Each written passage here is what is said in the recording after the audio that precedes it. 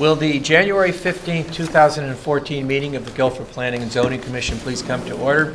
Thank you all for your attendance this evening. For the benefit of those present who may not have participated in a P&Z Commission meeting, I will review our public hearing procedure, which is as follows. We will read the legal notice for the public hearing portion of this meeting as published in the local newspaper. The applicants will then be invited to come forward and present their case, explaining to the Commission and the public what is specifically being requested of the subject property. Written comments from town agencies pertaining to the application will then be read into the record if the Commission has received any. The Commissioners will then ask their clarifying questions, and then the public will be invited to ask any questions they have about the application. I will then ask those in attendance who support the application to please come forward and make their statement, and then we'll ask those in attendance who oppose the application to please come forward and make their statements regarding the application.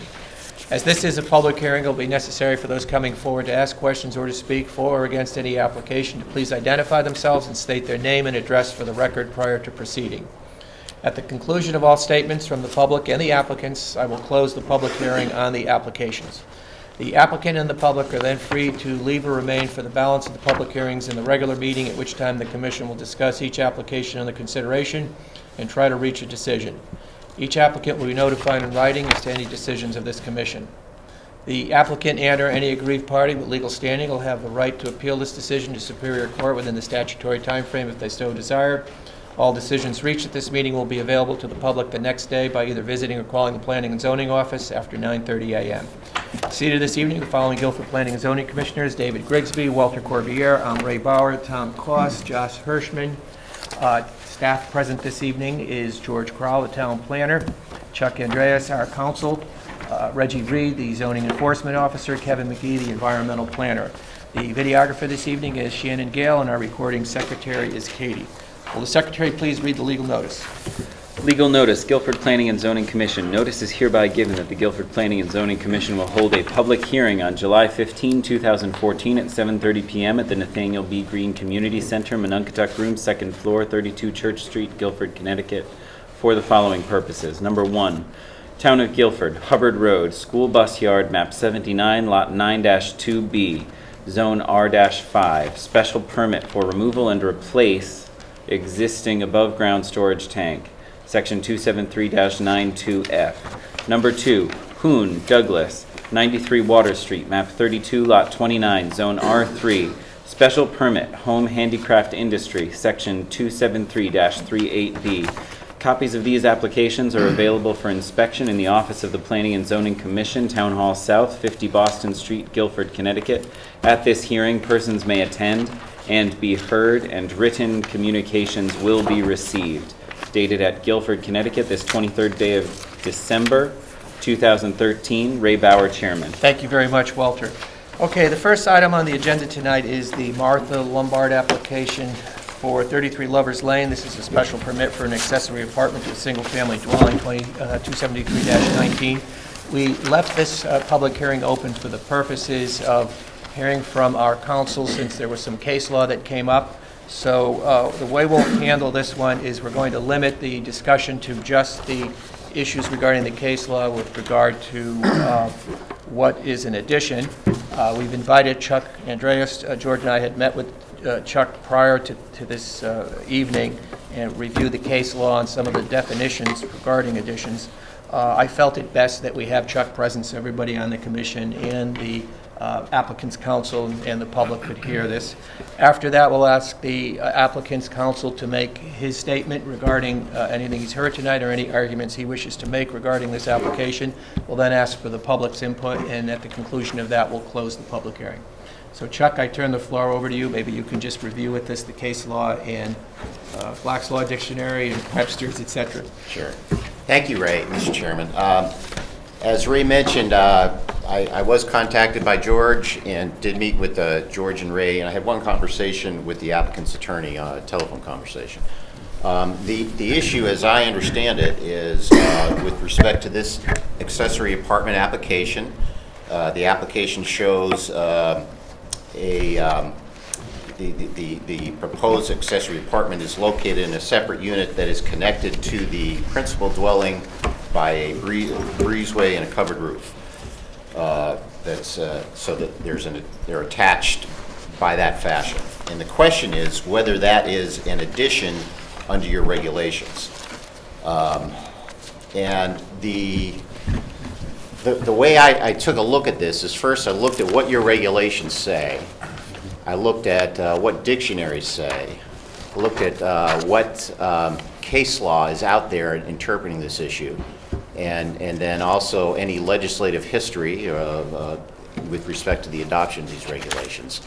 And so what I'm going to do is kind of go through that process with you and give you that insight. I'll give you a hint that I'm not going to give you an answer, but I'll sort of, I get to dodge that and leave that with you guys.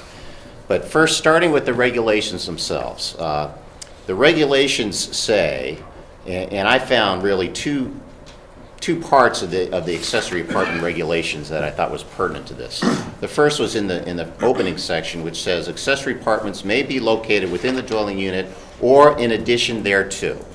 And so I think that's sort of what spurred this. They're saying that this is an addition because it is attached, physically connected to the dwelling. There's a breezeway area and it's connected on both sides. So that is a question, is this an addition? Is this what the intent was? But that's that word there. Another part of the regulations, I think this is relevant, is in subsection 7, it says that any alterations or additions, again defining what additions are, must reasonably maintain the appearance of the building as a single-family dwelling, and also do not any increase in nonconformity to the building. So you have a separate section in the regulations that says any alterations or addition must reasonably maintain the appearance of the building as a single-family dwelling. I'm saying that because that is a pertinent section of the regulation. You could conceivably say, well, this does meet the definition of an addition, but that doesn't solve the answer of whether it complies with the regulation, because there's a separate section which gives you the right to determine, well, it's an addition, but I find or I don't find that it maintains the appearance of the building as a single-family dwelling. I'm saying that, so that's sort of something you can, and you can kind of look at that as maybe that's what you mean by addition or whatever, but that's a separate issue.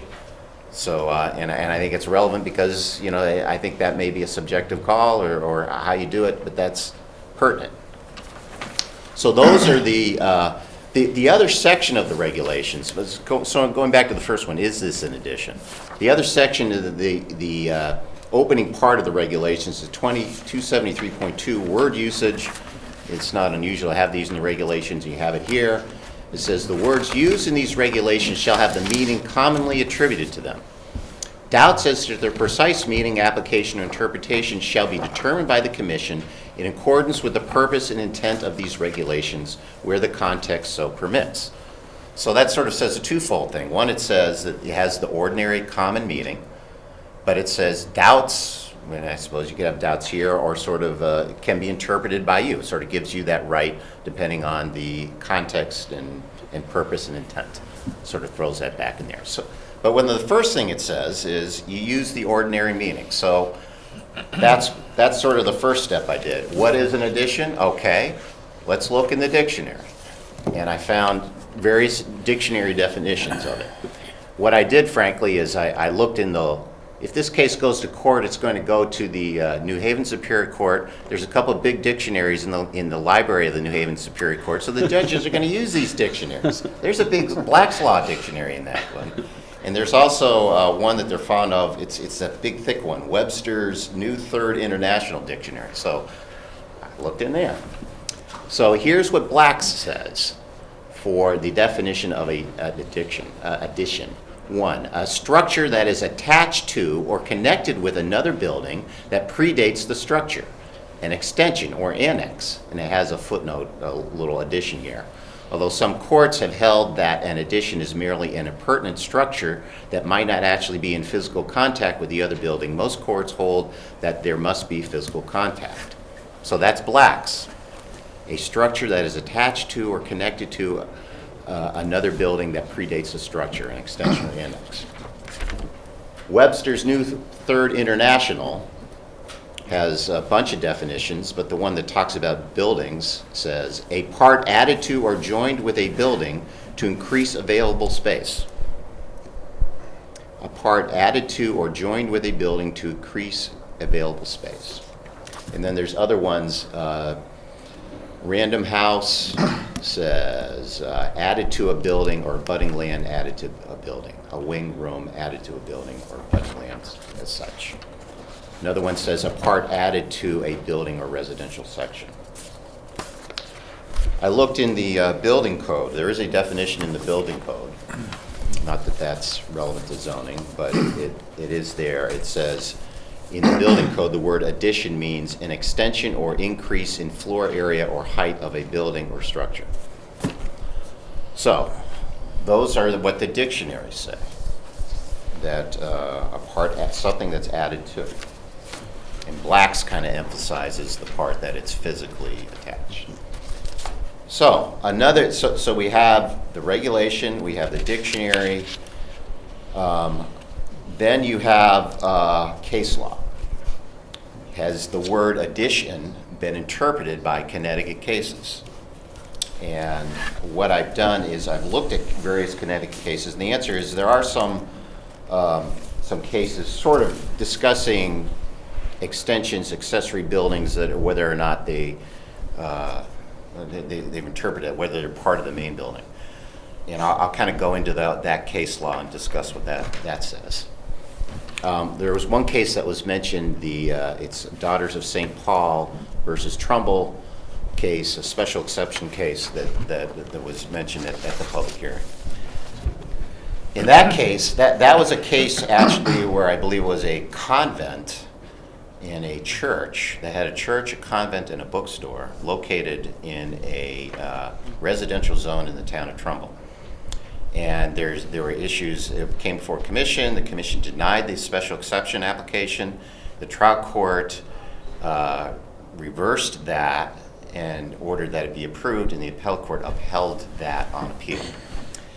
Where it comes in here, one of the issues there was the building there was a garage that was connected by a breezeway to the main building. And the issue was whether they had a separate setback for accessory structures and garages that were different from the principal building.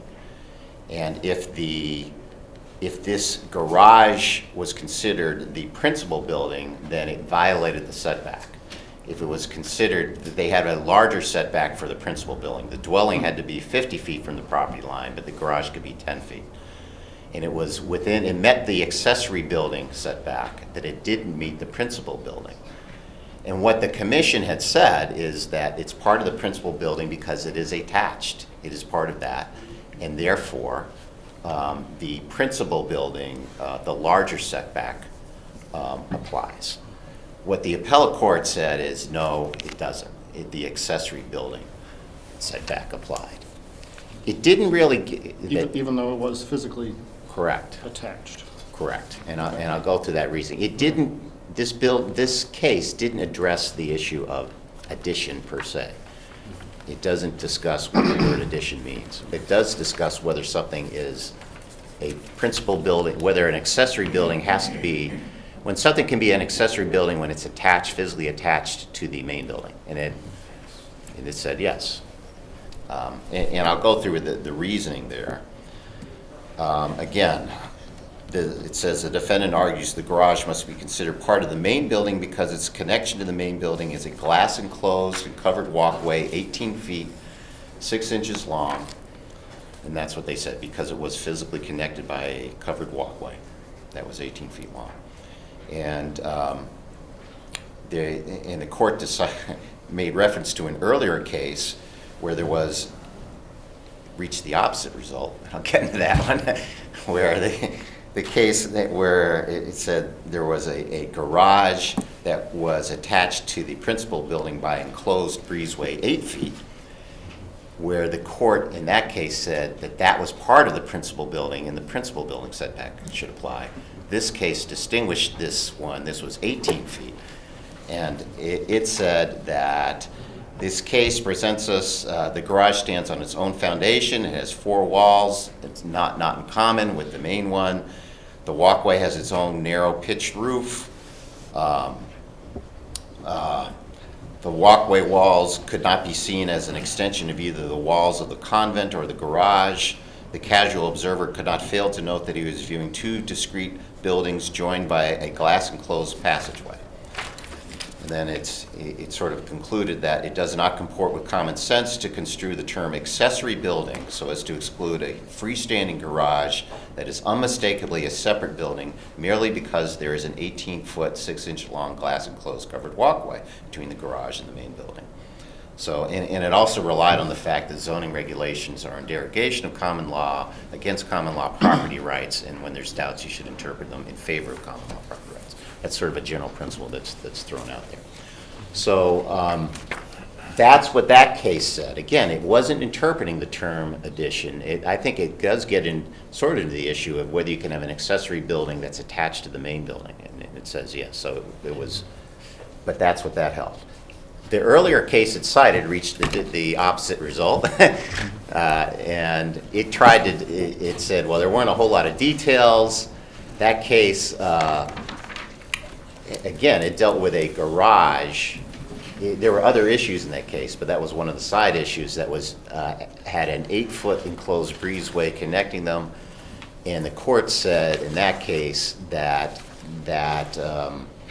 a garage constructed as part of a residence and is here architecturally in harmony with the house of which it is part cannot be called an accessory building. So that's what it held. Again, that it was part of it. It was being built at the same time, and it was all part of the same thing. Again, but it sounded like it was something similar but different. Again, that wasn't interpreting the word addition either.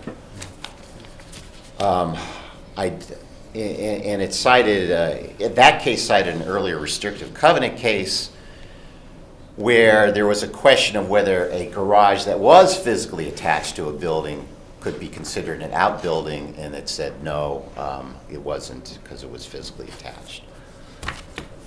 I did find one other 1885 case that was done by the circuit court in the District of Connecticut, which I guess is a federal court, or it's not a Supreme Court. It has both a con site and a federal site, which is interesting. And this was a fire insurance case, and this actually got into the issue a little bit of what is or is an addition.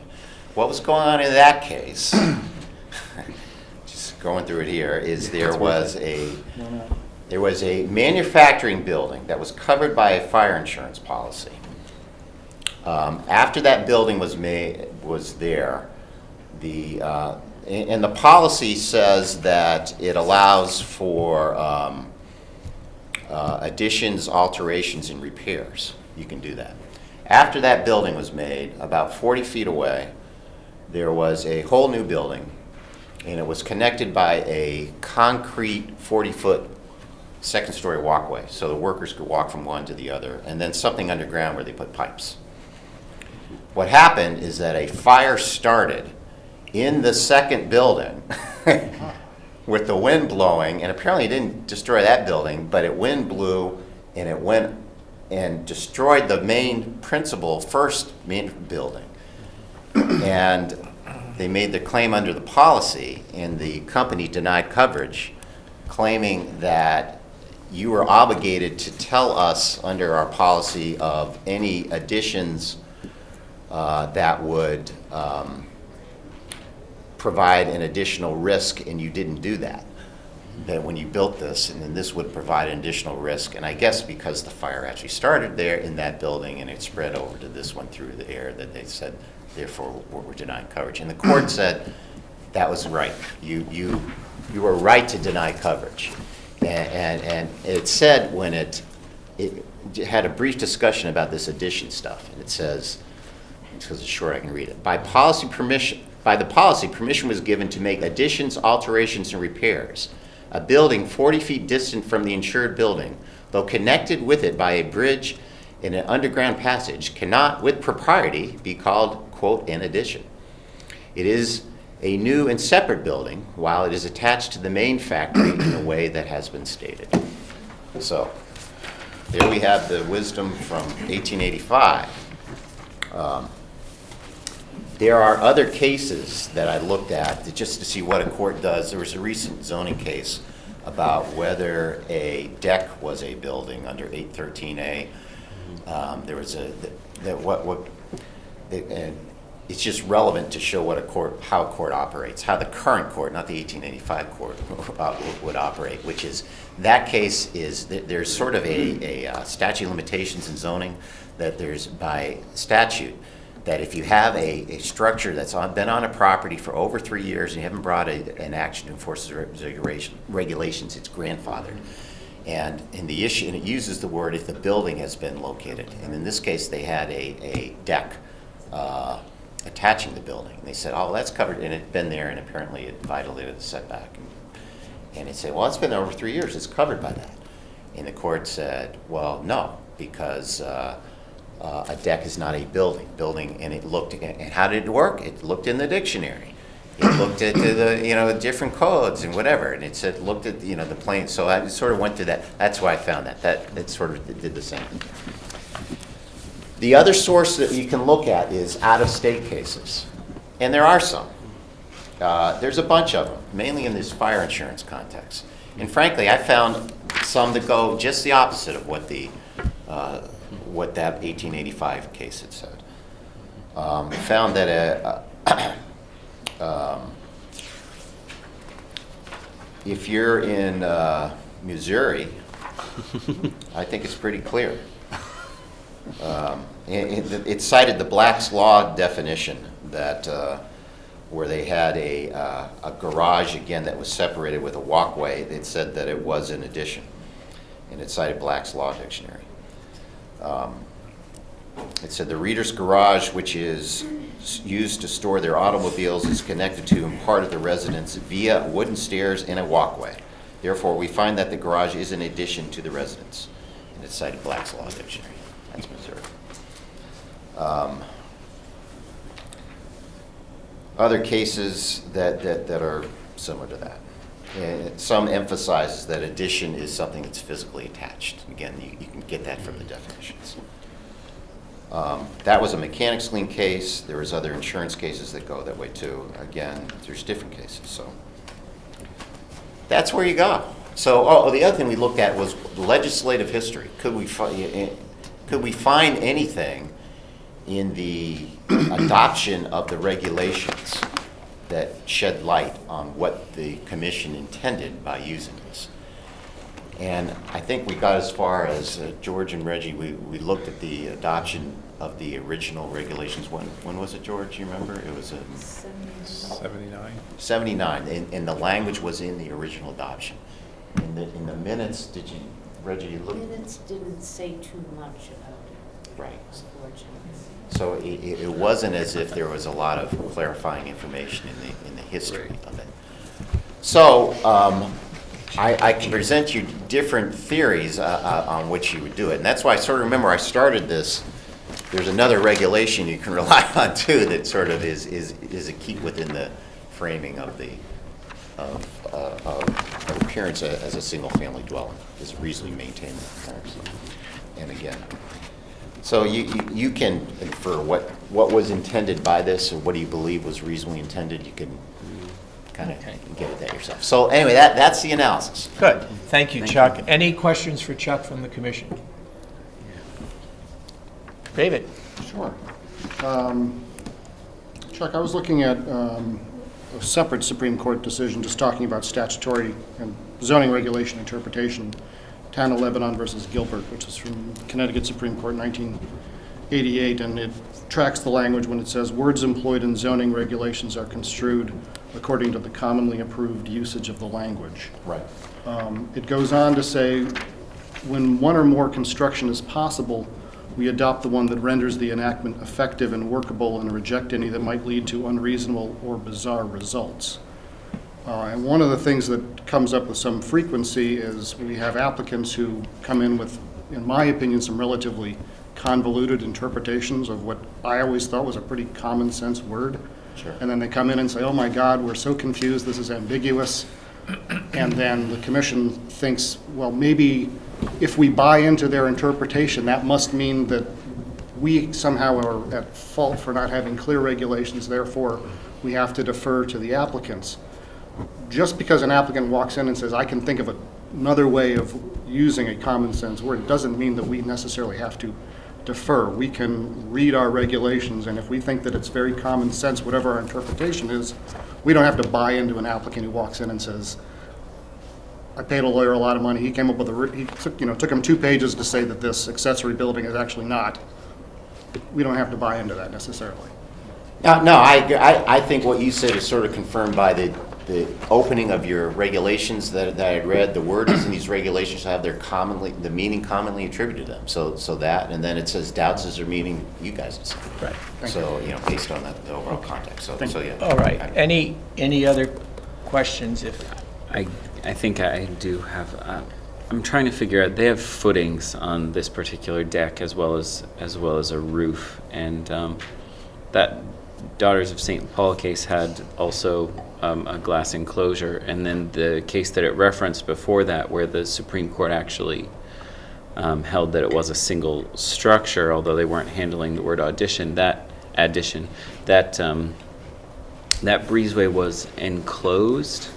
So I was wondering whether or not footings are a foundation, and whether or not enclosed or unenclosed should have a serious impact on our analysis, and also this very recent case about the deck and whether or not it's a building. I was wondering whether or not that deck was covered. The deck case, I only read that as this is how when the Supreme Court looks at it, this is sort of the methodology. I didn't see that the issue they were addressing particularly pertinent to. That was whether a deck is a building. No, a building's got to have a roof and whatever it isn't. That, I don't think that's what you're dealing with here. You're dealing with whether this is an addition. But I see. I think your point. It does. If the connection is fully enclosed, is that one thing? Mm-hmm. Does that make it more an addition versus just an open? Was that your question, or? Yeah, I don't know. Obviously. Yeah, I don't know. The line when I first heard this, I was kind of saying, is it attached? The physical attachment part. Mm-hmm. That seemed to me to be one. If you wanted a bright line, you could draw one there. But the Supreme Court in the Daughters of St. Paul case, and again, they weren't looking at whether it's an addition or not. They kind of were looking at the overall. This looks like to be an accessory. They're almost going like the old 1885 case. This really is a separate building. It's connected, and that's what it is. A separate building connected. It's not an addition. Do you think? Do you think that the First Amendment issues colored their decision at all in that Daughters of St. A little bit. I think they were. I think they said so in the case, and they were finding a way to All right. It was pre-RLUIPA. Hopefully we don't have a First Amendment issue here. Jeff, why don't you give us your analysis, rebuttal, or any other input you'd like to get on the record regarding this? Jeffrey Beatty, Boston Street, here on behalf of the applicant. I think, to follow up on Chuck's analysis, I think what it boils down to is a question of fact. In the Daughters of St. Paul case, there's an 18-foot gap between the structures with the materials used for the walkway. The convent was made of concrete and stone. The garage was made of concrete and stone. The walkway connecting the two was 18 and a half feet, made of glass with a roof, so that somebody looking at the structure at all of the structures when they're constructed would look and say, here's a separate building, here's a separate building. They're connected by this separately. There wasn't continuity of design, there wasn't continuity of materials. It was two separate structures connected by a third structure, the walkway. In the Miser case, the earlier case where the Supreme Court found that the garage was part of the structure and therefore not subject to the accessory building regulations, so the variance couldn't have been granted. 8 feet, an 8-foot gap, or distance between the main structure and the garage, enclosed breezeway. It doesn't get into a description of the materials, but the construction was going on at the same time. So I can't tell you what it looked like, but a much closer access, for purposes of that case, the issue is whether or not the garage was much closer to the main house than in the Daughters of St. Paul case. In the insurance policy case that Chuck referenced, we had 40 feet between the original building and the addition, an underground walkway and an above-ground second floor bridge between the buildings. So somebody looking at it would say, yeah, these are two things connected by two separate structures connected by this bridge between them. And in the Daughters of St. Paul case, one of the things that the court looks at is whether they reference another case and they say, you know, the court's analysis in this earlier case turned on whether a person not critically examining, in that instance, the garage, would be struck with the fact that it was not part of the dwelling house structure and used for the immediate purposes of residence and housekeeping therein. And so they said, in the Daughters of St. Paul case, there are two separate buildings connected. They're not close enough to be considered one in addition to the other. In our case, the addition is very close to the main structure. The materials are the same. The porch that we're proposing be constructed overlaps between the main house and the addition, and it's to be used by both. So there is continuity between them, similar materials. Someone looking from the outside, looking at it, wouldn't say they built two houses and connected them with this deck. I think, Eric, what's the closest distance between the structure? I think it was 10 feet. 10 feet. I mean, very close to each other. And so I think to somebody looking at it from not a critical examination, but somebody just looking at it wouldn't say there's two houses on that lot or two structures. They'd say there's the main house and then there's this addition to it that's connected with a shared porch. So I think under the facts of our proposal, the commission would be well within the ordinary meaning of the word addition to find that what we're proposing is an addition to the existing structure. As Chuck pointed out in his comments, it's attached to or connected to the other structure. It doesn't have to be attached to it. Okay, if I could just ask this, Jeff, just assuming for the sake of argument that it is an addition, could you just give me your argument as to how this reasonably maintains the appearance as a single-family dwelling?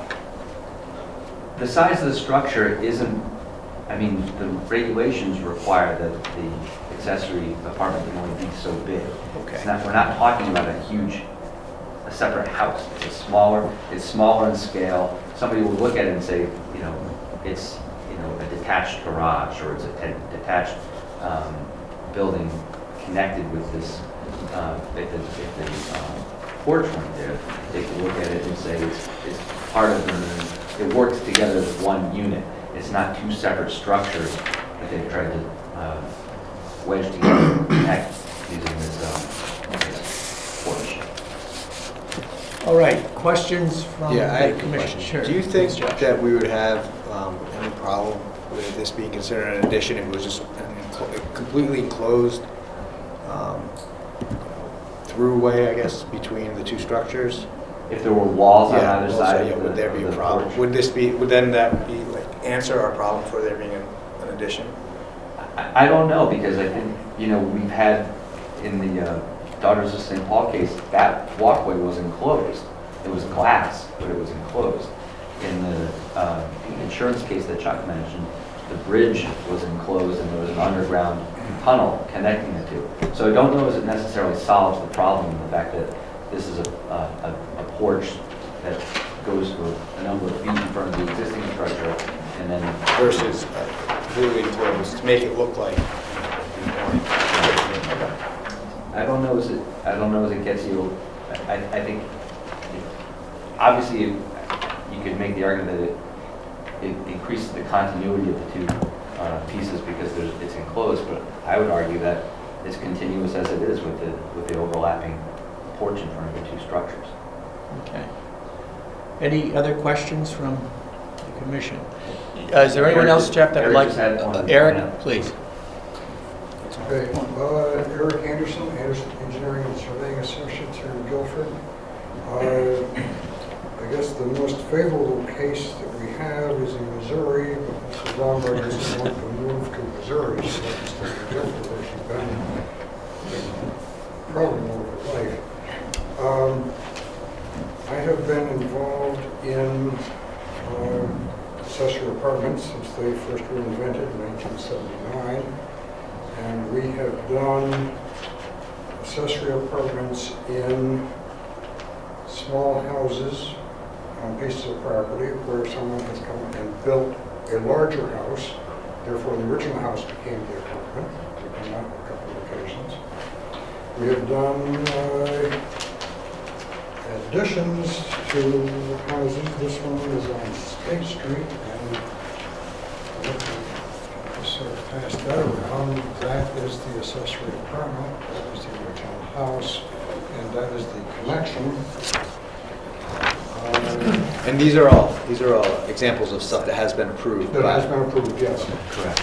The other one is the one that you just approved last month up on West Street, which there was an original house, then there was a garage added with a breezeway. So that's similar to what Here's one more. we're proposing here. You handed me your last example. That's the real deal for saying. Oh, there, gotcha. Now, we did also, even though the request is for this porchway, we did also present at the last hearing the plan shows that as being connected, so you might not miss two connected buildings, so it makes a definite connection between the two. So that is something that the commission would feel comfortable approving as a downside. It's not the one Longbridge would like to do, but it is something that is before you as a possibility. The business of it appearing as a single-family house, that's very strictly a matter of personal interpretation. I have seen some single-family houses in town here that are all over the place with different elements to them. So this one being very similar in house style, very similar roof style, and basically from the front being having an effect on two people, but also letters in favor of this. It seems reasonable this is a single family property. And it is 4.79 acre lot, so it's not like it's probably deed to anybody else. Okay, thank you very much. Any questions for Eric? Have you had any additional contact with either of the two property owners who wrote letters in opposition, since there's no additional? No. Okay. Is there anybody in the public who would like to make a comment On this topic. on this topic alone? It's limited, again, the public hearing is just limited to, is this an addition, and does this reasonably maintain the appearance as a single-family dwelling?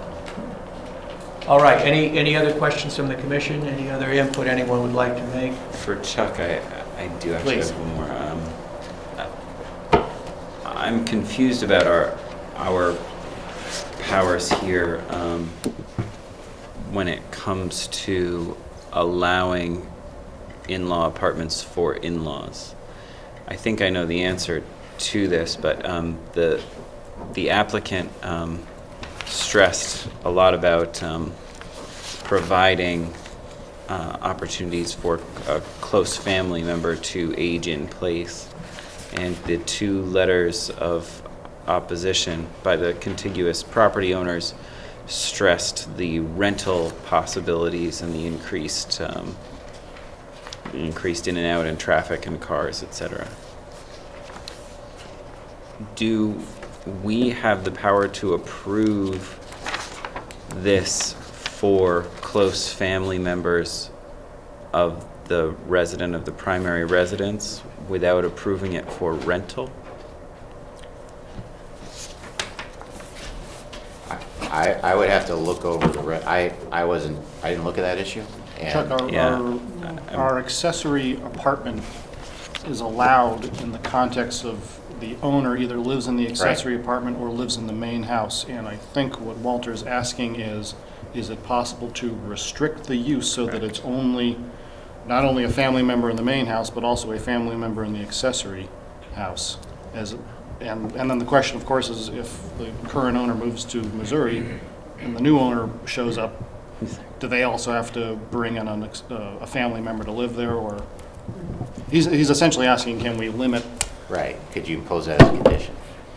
Is that, it seems to me that it is not a legal condition for us to impose. I don't see that in your regulations. Thank you. All right. Yes, Eric.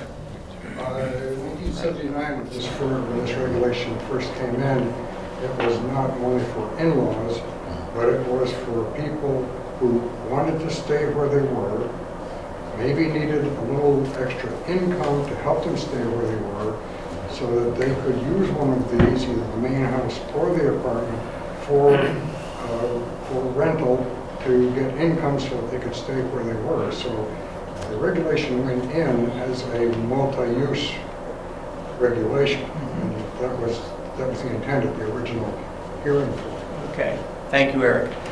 Anybody else want to put any other information on the record? I will just point out that we have not received any additional letters or material from town staff other than what we had read into the record prior to this. So at this point, I'm going to close the public hearing on this, and we'll move on to the next item.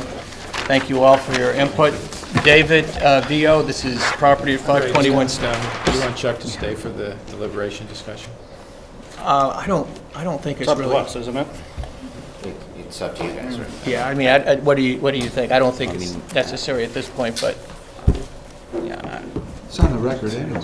well, So, I mean, I think we have what we, we have to.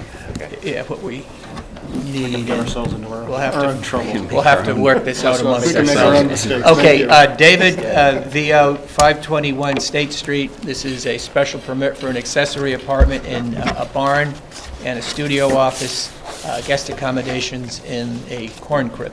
Oh. Don't touch any of touch them. it. Don't touch. Don't touch any of them. What do we now do? I can't remember. It takes, if those get shut off, it takes like 20 minutes for them to come back up to full power. Kevin, Katie, do you know which way? Do you know which switch to? It looks like they're still all off right now, so. No, the last one's not there. The last one is, How does it push that work? one all the way down and then back up, the one that's part, halfway there, yeah. And then push it up. There's gonna be a couple, 10 minutes for that. All right, so let's get started then. Find another place to lean, please. All right, who would like to present for this particular application? I guess I will. I'm David View. I'm the owner of 521 State Street. Okay, maybe you can just explain to us what you'd like to do. Sure. I think it's pretty straightforward and simple. There's a barn on my property, as well as a corn crib, which is situated in the driveway, only about 15 feet from the back door of my house. It was currently being used, I think, as an art space by the prior owner before I bought it. And for all intents and purposes, I'd like to keep the corn crib as an art space, I believe. I'd like to put a bathroom on the back of it, in hopes that my daughter will go out there and do art and whatnot and have a bathroom. In addition, I'd like to turn the barn into an accessory apartment. Interestingly enough, my immediate usage for it is really to turn it into a game room. And in the process of doing that, I hired Rick from ARD Builders, and we started talking about the project. I said, I've got these two neat buildings, and right now it's just a huge, massive storage space, and I don't have a lot of stuff to put it in, and I'd like to be able to use art year-round in the corn crib, and it doesn't have heat, it doesn't have AC, it doesn't have a bathroom. And also, I would like to be able to turn the big barn and maybe put a TV out there, and I got a neat old pool table from my father, and I'd like to put that in there. And so we started going through the process of what we would need to do to add a bathroom in both buildings, and it turned out that we would need to, it was situated in wetlands, and we needed septic upgraded, so we got in front of wetlands and got the septic approved for it. And in that process, because they were both zoned apparently for just storage, that we would have to come in front of you guys anyway, whether just used it as a place to play billiards, and to do, my daughter do art, or whatnot. And so since we had to go through this process, and it was going to have to be altered to meet code as a livable space, Rick said, well, we might want to just go further and have it zoned as an accessory apartment. And so Rick went down and downtown and met with the zoning people in Guilford and asked if we met the requirements, and we did in terms of square footage. Had to be inside 1,000 square feet. And we then went through the process of finding out if we could put the septic in there, and there was a number of people coming from wetlands, and again, they said that, that we could. And so here I am. Let me just ask, is there any external changes to the buildings? Well, there would be, yes. Okay. On the corn crib, we would be increasing the back of the corn crib, I think, Okay. by 5 feet. Maybe you could just point that out. Oh, sure, thank you. Why don't I start here? I'll give you a full overview of what we have. So here's the topographical map, and my house is right here. Here's the corn crib. There's a circular driveway that comes in off of State Street, and the corn crib, again, as I said, sits in the middle of the driveway. So the driveway wraps around the corn crib, and here's my house. This is the barn that's existing, which I guess, I'm guesstimating, but maybe 15, 20 feet away is the barn, and probably a little bit further, 25 or 30 feet away is the actual house. And right now, on the existing corn crib, we would like to add, and I think it's shaded in here, about 5 feet off the back.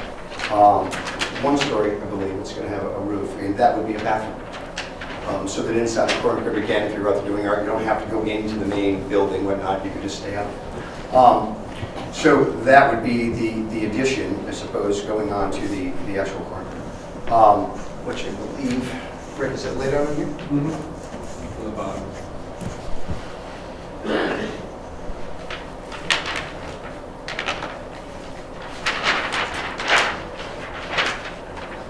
You're showing this here, Rick? Yeah. Bathroom, closet. Yeah, I see. So this is the entrance. And obviously my house would be situated here, and the actual barn is situated here. So right now, if you erase this particular section, that's the building. So we're going to put on a little half bath and a closet. Okay. Before we get to questions, we did receive 2 letters. We received 1 letter from town staff, and we do have the approval from Inland Wetlands. There's a letter from Dennis Johnson, Director of Health with the Town of Guilford, dated January 14th, regarding this application. Soil tests conducted on the applicant's property November 7, 2013 revealed suitable conditions for the installation of a 2-bedroom septic system to serve the proposed accessory structure. Sanitary design dated November 15, 2013 by Thomas Stevens and Associates has been approved and indicates the location of the new septic system in the existing private well. Based upon soil test results and site plan review, it is recommended that the applicant's proposed use be approved. In addition, we do have a letter from the Inland Wetlands Commission to the applicant, which does approve the installation of the septic system within the 100-foot jurisdictional review area. Questions for the applicant? You'll still be able to drive between the corn crib and the barn after the Yes. adjustment? No. And could you just tell us the relative ages of the barn and the corn crib to the best of your knowledge? Maybe a greater than number?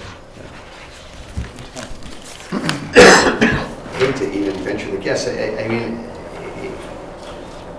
probably anywhere between 1890 and 1910. And you think they were both built at around the same time in that That's a time good frame? question. Again, I don't know. I think that the barn, that outbuilding was probably built around the same time as the existing house. I don't know the history of the barn group, interestingly enough. And do you have some? I actually had the building inspector over. He seems to think, my name is Rick DeBerardinis, ARD Builders. He seems to think that the corn crib is newer because it's sawn wood, whereas the barn has like the chiseled beams to it. So he seems to think that the corner crib was built in the 1900s, where the barn was in the 1800s, late 1800s. If I had to guess, that would have been my guess as well. And I'm not so sure it was there. It appears as though someone moved it there. It's up on stilts right now. It's a neat structure. Reg, this meets the requirements, the checklist? It does. Okay. It does. Um, Do it. Before we go back to the commission, are there any questions from the public regarding this application? Sir? Hi. Good evening. I'm Bud Benson. I live at 10 Up Plains Road West. Hi, Mr. Beal. Hi, We're neighbors, but we've never met each other. nice to meet you. We're across the street, across Gray Street between us. I have no problems with your accessory apartment, as long as it conforms to all of the town standards and specifications and considerations. And I see you've done that. My concern is with the purpose of your apartment. I know I'm aware of your business situation. You're CEO of a very reputable drug and alcohol rehab center. And my only concern is that that property will become a part of that business. And I just want to ask you if that is the case, or if that isn't the case going into the future. I'd be happy to answer. No, it's not. The intended use is exactly what I told the commission here. Is that it's going to be for a billiards room and an art space. And if I ever, I suppose, and I was interested in listening to the last case, and there was, I think there was a person here for engineering who talked about really being able to rent it out if you came on hard times. I suppose if I ever came on hard times, that happens, and I had to rent it out. And I suppose there was some thinking in that regards. Why do you need to make an accessory apartment if you're going to turn it into a billiards room? And again, because we had to go through so much of the process already to make it livable space, why not go one extra? And I did think that, well, if I ever did have to do that and ran into hard times, I might want to rent it out. And no, the intention would not be to do that in whatsoever. You know, what the business that I'm associated with in New Haven does, and I'm just one of 100 and some odd employees that work there, is something that happens there. This is my home, and no, they would completely stop. I understand. So what you're saying is that there is no business reason for any of these improvements that you want to make or have been making. Correct. Let me then just ask a question, maybe will help clarify this a little bit. If for some reason the gentleman did want to use it for a purpose associated with a business like that, he would need to come back for approval. This approval would not allow him to use this facility for a business purpose is being discussed here. Is that correct? That's correct. So should he do that, that would be a zoning violation. Okay, which would be actually, right? And the accessory apartment regulation in the affidavit that he signed says that he has to live either in the apartment or the house. I understand. Okay. Just one other question, Mr. Beal. In your letter your certified letter to some of your neighbors, you mentioned that you called the facility or the proposed facility a legal office, is how you described it. That was somewhat confusing to me in the sense that we're talking about an accessory apartment. In the letter I got, you said legal office. I didn't know whether it was a lawyer's office or an office that we use for your business or what have you. Oh, interesting. The letter my assistant sent out says, I just wanted to inform you that I'm planning on turning my barn into a legal apartment. I suppose I should have used the word accessory apartment. So sorry for any confusion. I guess the semantics here are important. Well, just to clarify, what you're saying is not a legal office, it's just you want to have an apartment that is legally approved. I get that. Okay, so you're trying to follow all the regulations. Yeah. So just to capital the confusion on the semantics. I want to use this as an accessory apartment, or have the ability to do so in my immediate use in the accessory apartment, if it's so approved by this commission, is to use it for billiards room and an art space for my 8-year-old daughter. And it would not be for my business use whatsoever. It's for my own personal use and my own personal Right. house. So basically, you're confirming to us that you're building this, or you want to use this strictly for your personal family usage. Yes. Okay, thank you. Mr. Benson, you just You didn't have a concern that like the pinball would be too loud or something like that, right? No, It was just about the No, this is not possible petty. business use. No. Oh, no, no. is Sometimes not noise petty. complaints are very real. I just wanted to make sure that you weren't talking about nuisance so much as just No. a business use related No, to you this know, there are business. other reasons too, sir. You know, the driveway to the property is a very busy corner. There have been fatalities there at that corner. I have concerns over the traffic situation. Adjacent to the driveway is a crosswalk where children cross the school buses. There is a handicapped person that uses that crosswalk multiple times daily. So it's a combination of issues. They aren't petty things. And as I said earlier when I first spoke, I have no problem with the accessory apartment Okay. for personal use. It's not an issue for me.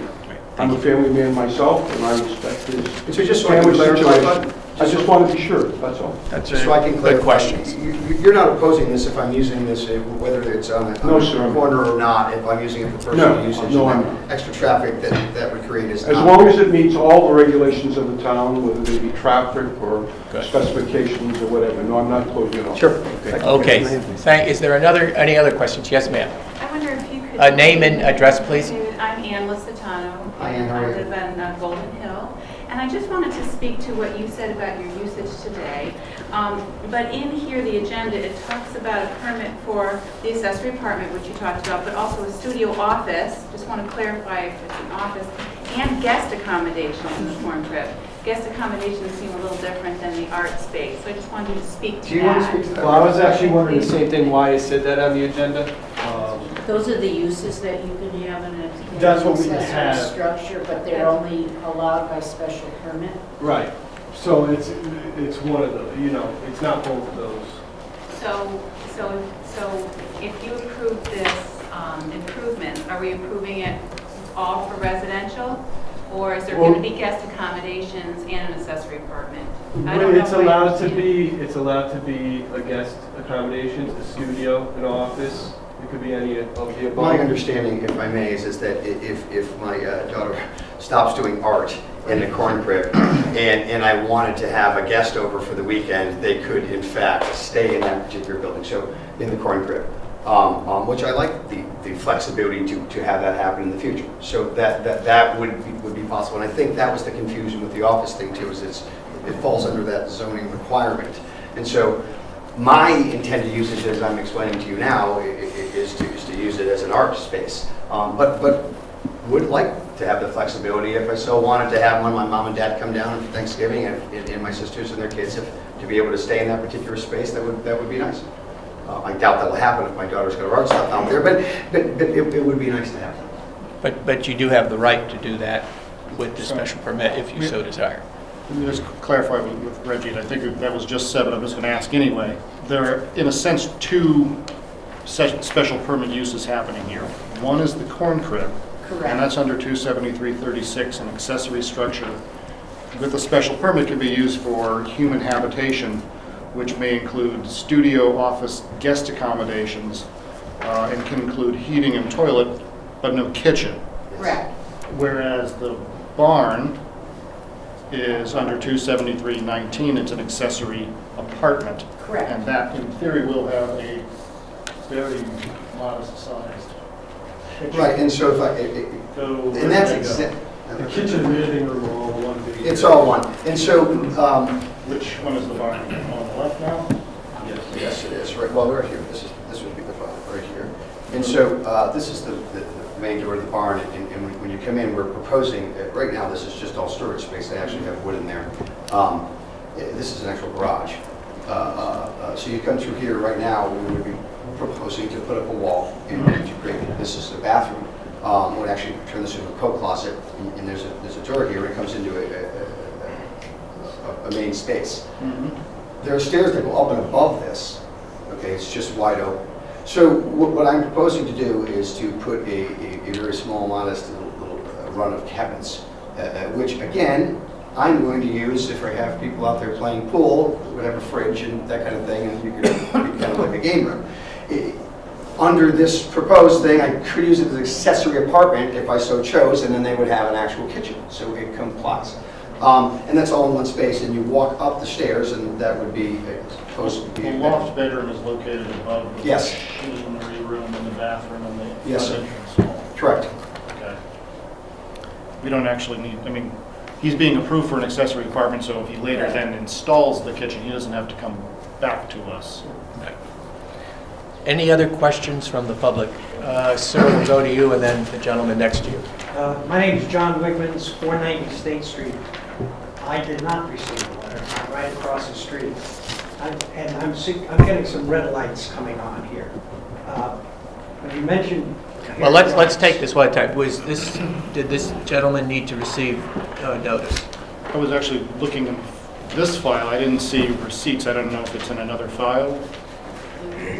Showing up to the hearing would be... I don't know if I'm within 500 feet or You have 500 that feet. Showing up. Yes. Wait, Hold on, you're somebody right. remain calm. I do need the receipts. Well, technically, Kate does, but somehow I seem to have the file. And then the question is, did everybody who's in adjoining property owner get notice? Adjoining or directly whatever. across the street. I'm not directly on the catty corner. I'm less than 500 feet away from this corner. It doesn't have to. It doesn't matter. All right, let's, That was just the point of all right. information. So what's your question, sir? But when I'm hearing what his business is, I need to know what your business is. I've been in that business for years. I don't trust anybody who has people who could possibly bring somebody into their property. So I need to know, what's the name of your business? The name of my business is Turning Point, and I think it's irrelevant to... No, it's not. Well, He could bring somebody in. as an accessory apartment, as long as he lives in the house, he can rent it out the accessory apartment to whomever he wants to. He can't, he doesn't even have to rent it. He could just let whoever he wants. I don't have a problem with family Maybe or his brother friends. or his. It's people who are not affiliated with him other than through business or through treatment. And so I'm totally against it. That's Okay, well, sir, do you have a question? Yeah, I do. Remember, this is the time for questions, not statements for or against. We'll get to those. John Walsh, 96 Nut Plains Road West. My question is, Mr.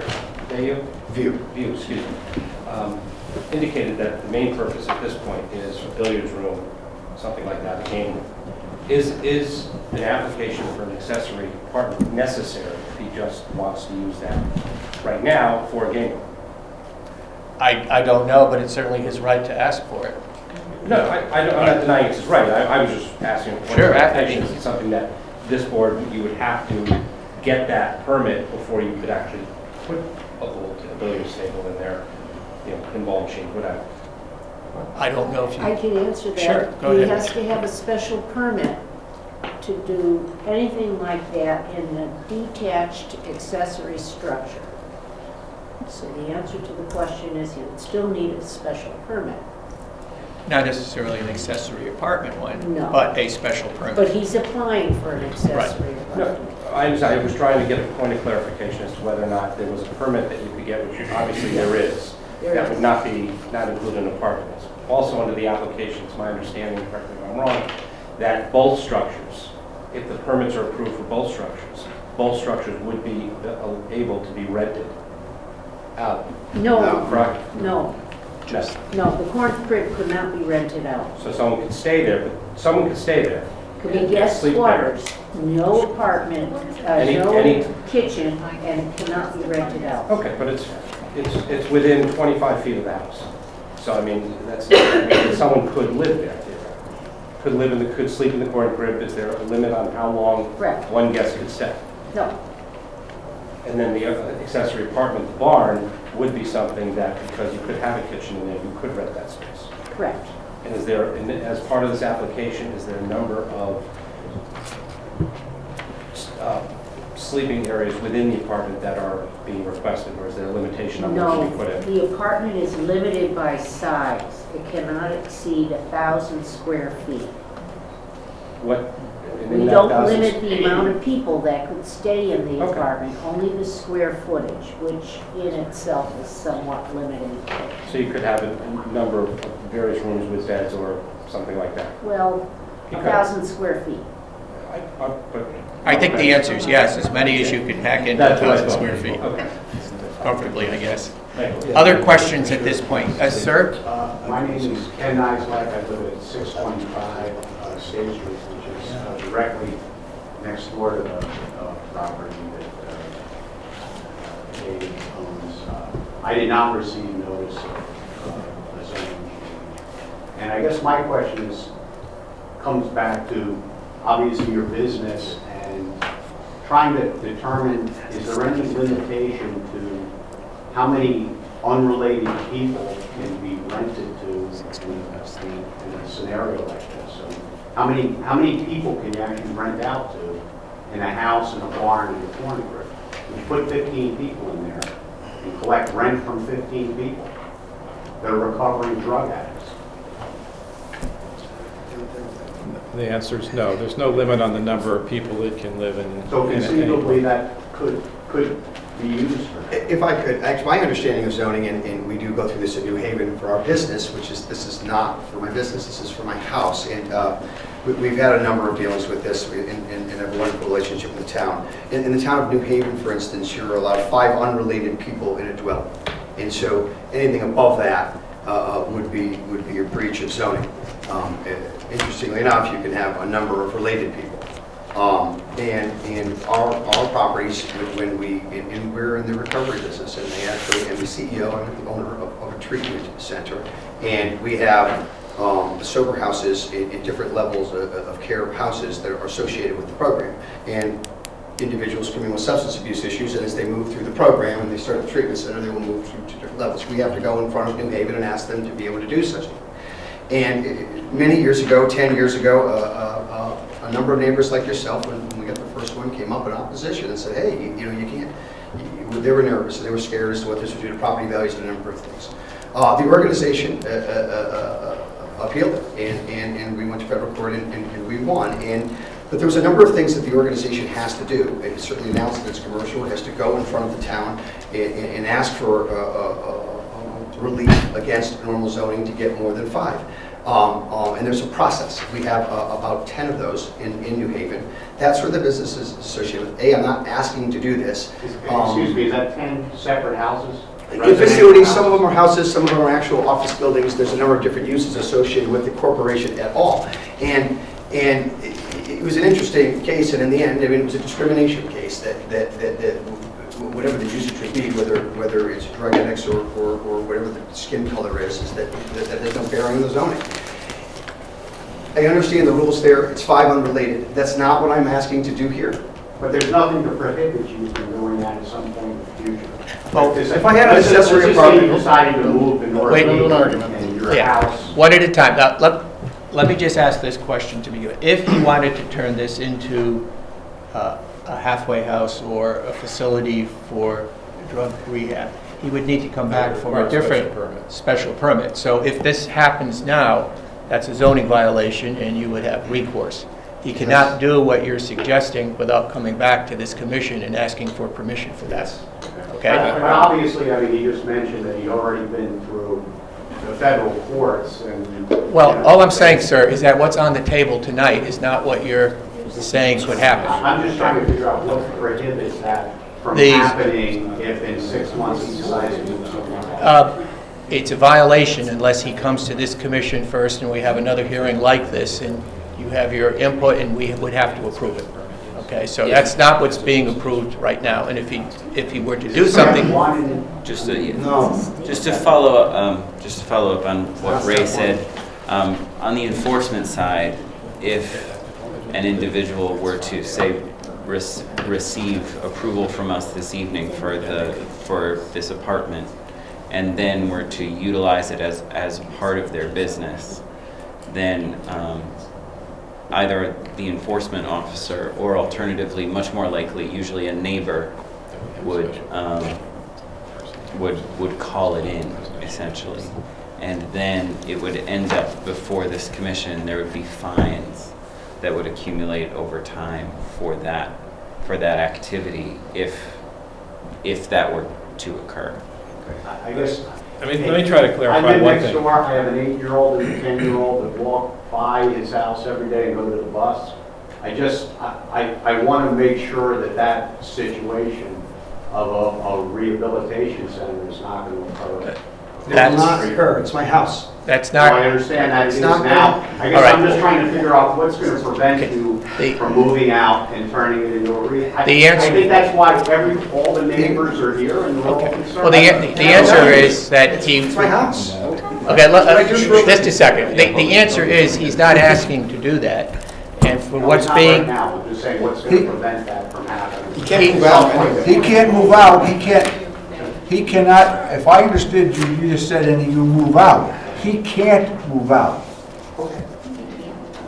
He can physically move out, but he cannot put a business in there.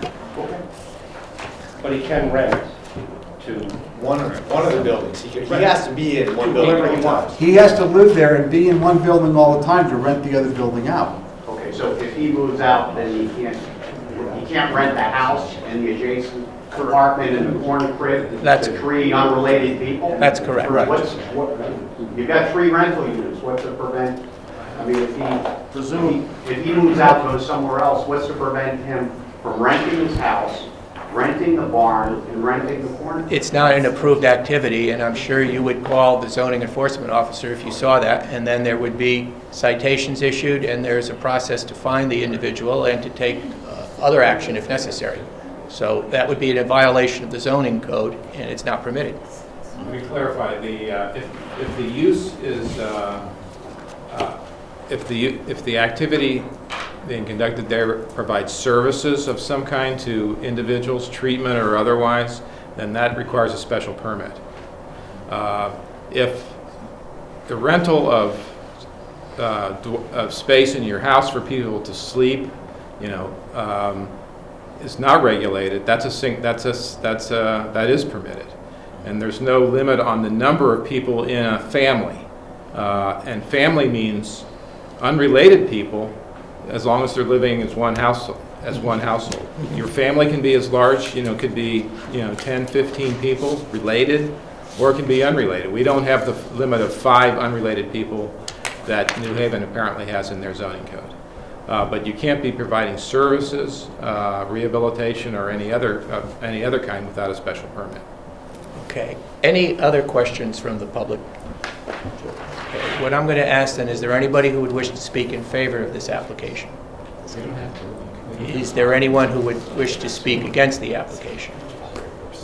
Okay, we'll start with you, sir, and then we'll go around that way. Yes, please. My concern is, Name. John Walsh, 96 North Plains Road West.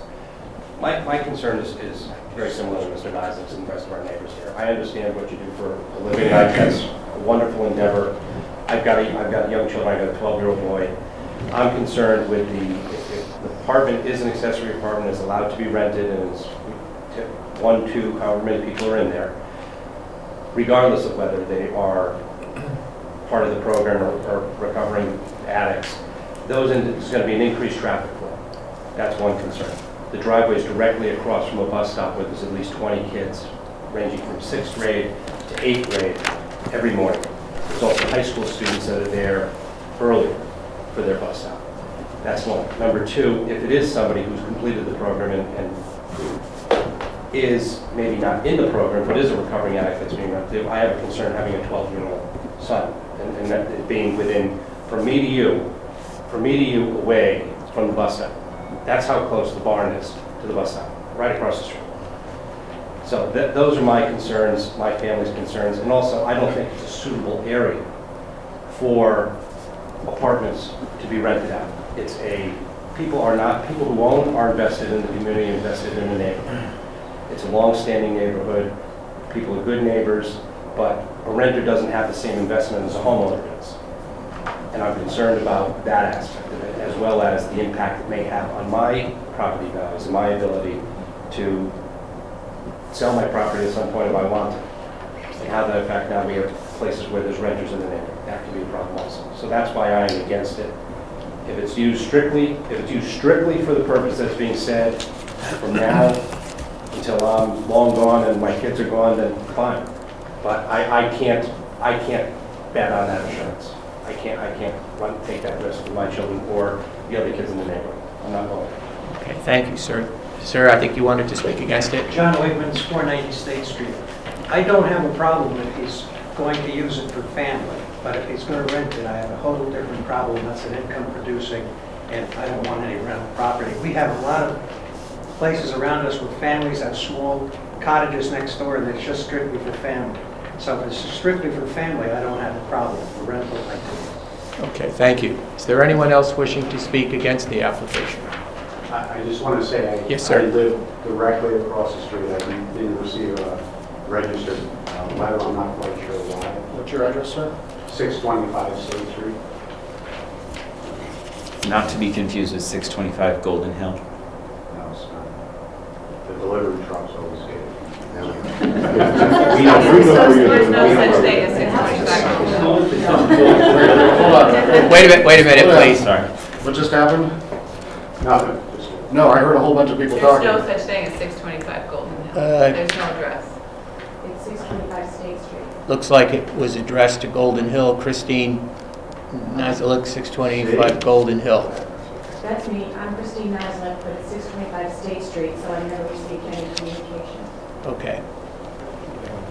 It's not We have to 625 continue. Golden Hill, it's 625 Pardon, State well, Street. waived.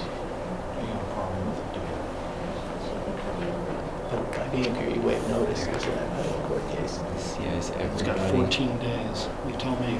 but is everybody who's here everybody who didn't receive notice? We put a sign on the front of that. That's one of the requirements. If you were required to get notice through certified mail, but you show up here, you've waived your right to do it. You cannot waive, if the sign wasn't up within the statutory time frame, we Sign can't. was up. Okay. I was on the site visit. Okay, we cannot waive that, but we can waive, if everyone wasn't noticed, if they're here, they waive their right to receive the written notice, but not the sign. So is there anybody who neither received this nor is here? Well, we'll have to sit down with, right, I mean, we'll have to find out. Here, there's two forms of notice. One is there has to be a sign up on the property, and that has to be up so many days before the hearing. If that's not done, we can't waive that. That's a defect, and we cannot hold the hearing. If somebody was supposed to receive written notice in the mail, but they show up here, they've waived any defect they have with notice. So the question is, are there other people who are not here tonight that should have received notice that didn't receive notice, written notice, or mail notice? If that's the case, then we have a problem going forward tonight.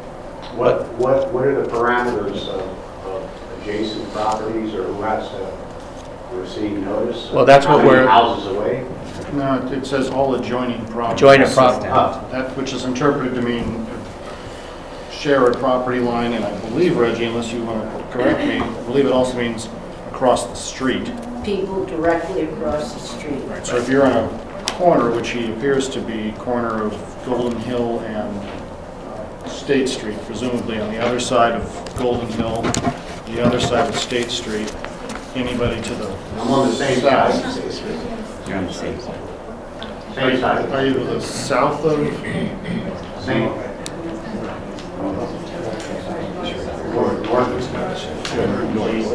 All right. Just give us a minute. Just sorry. give us a second so that we can make sure that the right people were noticed and that we have authority to go forward.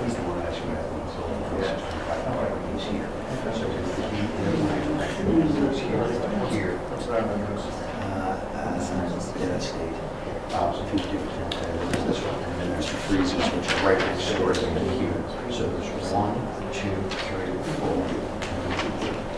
Okay, so And so Christine. that should have been 625 State. Yes, how do you pronounce your name? Nislax? Nislax, that I screwed. And that I don't know how to pronounce your name either. You. So there's, I called 625 Golden Hill at 625 State Street. Okay. So you should have Julius Freeze, noticed. who's here, right there, is right next to me on the left. Where's Tupelo Lane? That's us. So the question is, Where is Tupelo Lane? has everybody who should have been noticed either here? It's not shown on that map. So this being addressed, so this would be. It is. And that's, it is the house, this is not plans go this way, but it's the house here and the planes, the house there are actually not plans. So they were across from me. It's like that. So not plans are not planes. Hit me with it. How many people should they have This noticed? one, this one, and this one, and this one. And how many were noticed? I don't know about fire zoning regulations, there's no limit. Should have notified 67. Technically, it's just like, Before Golden. All right, 625. let's check those. Tom, can you check to make sure that they were noticed? 516 Mount Plains West. 625 Golden Hill. Which doesn't exist. it's supposed to be 625 State. Clearly, it's 8 or 10. You've got 10 Mount Plains West. Oh, that's got to be. You got 52 Tupelo Lane. That's this one. That's it. That's all we There have. should have been another. All right. It looks like not everybody was noticed that required notice. So this particular property here doesn't look like it was noticed. What's the address? It's Tupelo Lane, probably. It's another two.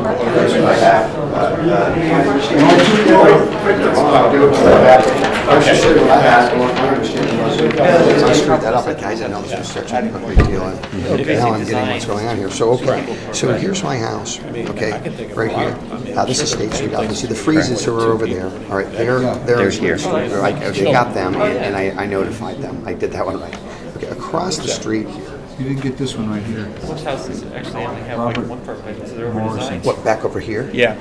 Oh, This is the back of your property right here, and this piece of property here, which is on Tupelo, I believe. Oh, you need to be notified? Yes. Oh, yeah. Yep, This he was is- adjoining. This one, he's not this here. one, this one, He's not here. this one.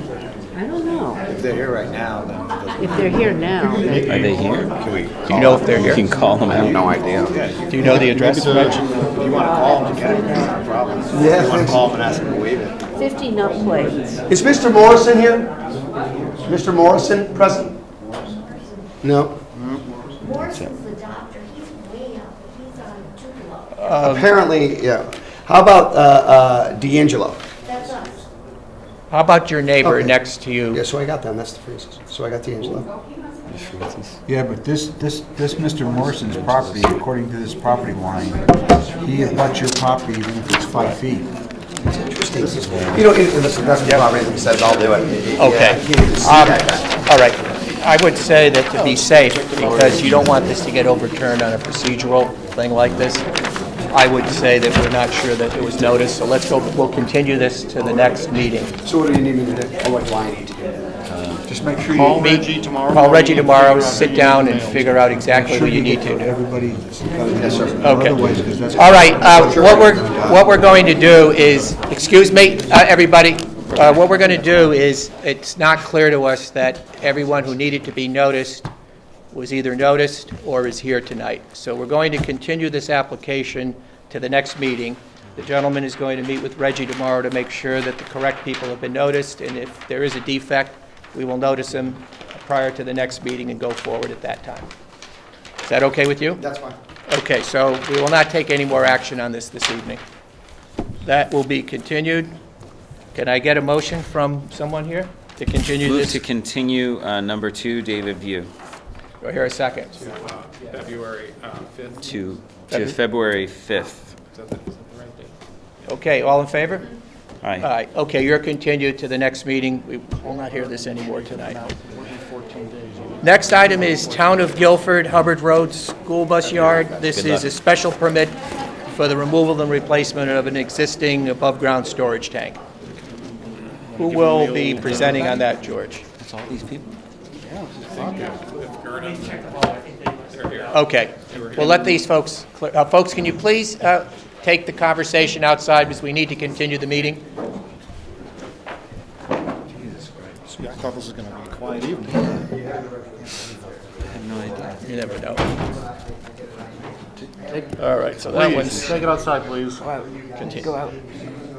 Folks, can you please Can you take step that out? outside because we still have a meeting here? And then close the door if you're going to keep talking. They're going to do it by the elevator. It'll be fine. Okay, can we move forward with the Town of Guilford application? What is this one?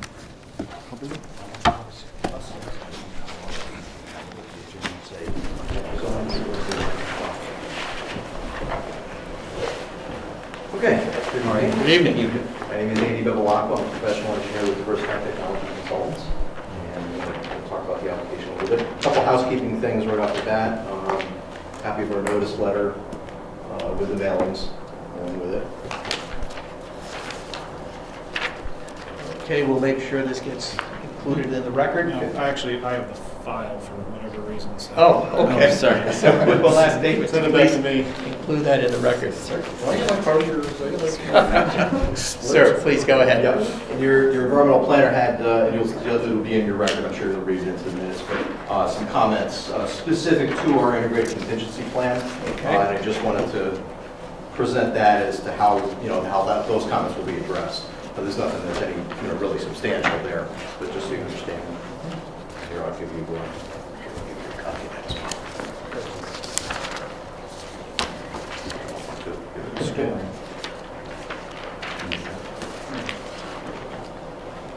And then lastly, there was a couple questions about the tank filling and the equipment that was going to go and be part of that. So I just wanted to kind of submit that into the record. That's just some details on the tank filling and some of the measures that are provided in the tank to prevent against spills. This is fuel oil. This is diesel. Okay, so let me get started and let's talk about the project itself. Essentially, there is an existing 2,000-gallon diesel tank that's been there for many years at the site. It's kind of covered by a little lean-to, and that's what they're using right now for fueling of the buses. And the proposal is essentially to remove that tank and to install a new 10,000-gallon above-ground storage tank in its place. The new tank obviously will be up to current standards, double-wall tank, with special provisions as far as filling. The tank will be placed on a concrete pad for fueling, and it'll also be covered by a canopy. So we're trying to replicate what you'd see on a typical fueling station. The couple other small aspects of the project, there'll be an new electrical conduit feed to power this. I think there's an existing conduit that's there, but we're going to abandon that and install a new one just to provide power feed. And there's also a roof leader drain to drain the roof of the canopy, which will tie into an existing catch basin that's already on the site. We did go in front of wetlands, and I think you'll find in your file a positive referral that came from them. They had a couple of comments. It's nothing that's really significant. We're looking to potentially put some curbing in the vicinity of the catch basin, and I think the intent there was, if there was a spill, sheet flow off the site, that curbing would help catch any runoff and direct it into the catch basin. Catch basin discharges into an all-water separator, which also discharges into a kind of a sedimentation pond before it gets down into the wetlands. The other concern that the Wetlands Commission had was the security on the site. They wanted to make sure that the site is locked at all times when the site is not staffed. Just to prevent the potential for somebody getting in there messing around with the equipment and causing issues appropriately. That's kind of long and short of the project. We're not proposing to change anything in terms of the circulation. We're putting the new tank basically in the place of where the existing tank is. So the circulation of buses is not really going to change. Essentially, the buses park around the perimeter of the site, and that won't change at all. Before we go to questions, we do have a few letters. First one's from Dennis Johnson, Director of Health, dated the 13th of January. The proposed upgrade to the above-ground fuel storage tank is designed with effective spill prevention and contaminant safeguards. The larger fuel storage volume will require less refilling frequency and therefore decreases the chance of fuel spillage. The location of the fuel tank complies with the Public Health Code separation requirements of greater than 75 feet away from the private well serving the bus site. It is recommended that the applicant's special permit be approved.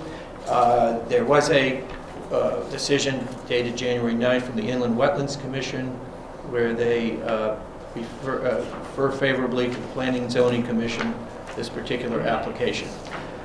Kevin, I think you have a letter dated the 15th. Why don't I ask you to read that into the record and highlight the parts that you want to have included in there. Yeah, perhaps we can summarize the... I can summarize the back end of it. I'll go through the front pages of it. Yes. The Guilford High School is proposing to replace a 2,000-gallon diesel tank with a 10,000-gallon double-wall diesel tank in a groundwater protection overlay zone. The plans provide indicate the tank will be placed underneath the canopy that any fuel spilled from the disconnecting of the fueling truck would be captured in a containment system. The school system has prepared an integrated contingency plan which contains a stormwater pollution prevention plan and a spill prevention control and countermeasure plan that is required as part of the special permit. A view of the integrated contingency plan revealed that several sections require additional information which are noted below, and he also provided comments here. 1, Section 4, should the Board of Education be part of the notification system? 2, Section 4, spill response plan should provide a list of quantity of equipment needed to contain a spill, and such as absorbent materials, booms, and pads. The plan should also note the location where the material is stored. Section 5, identify on the inspection sheet the type of sampling periods, weekly, monthly, quarterly. Section 5, add to the inspection sheets the inspection of the asphalt parking lot for cracks which should be sealed. Section 10, the best management practices and stormwater plans should indicate that the parking lot and catch basin should be cleaned by the end of May, and when the inspection is revealed 12 inches or more sediment in the sumps. During weekly monitoring, the catch basin should be inspected for debris and floating materials. Section 12, who is responsible for conducting the inspection of the oil water separator and conducting stormwater sampling. 7, provide copies of inspection sheets in Appendix G, since that section was lacking.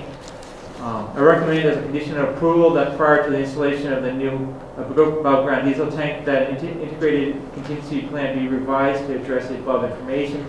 In addition, since the project is located in a groundwater protection overlay zone, the applicant is subject to Section 273-92F, subsection 5, permit standards and conditions. I also recommend that the Commission attaches to the approval letter the conditions in Section 273-92F-5 noted below, and that information is listed below.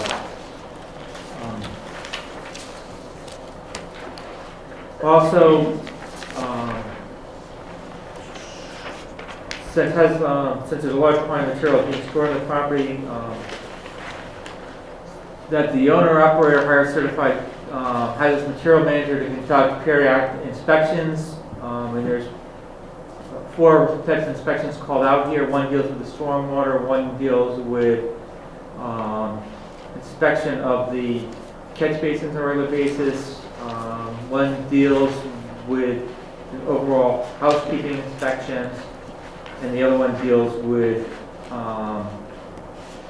record keeping of amount of material being shipped in and reconciling that sort of with the material being shipped out, which would be the material going into the buses.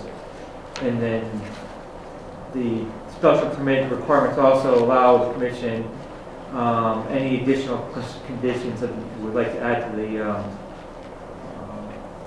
approval.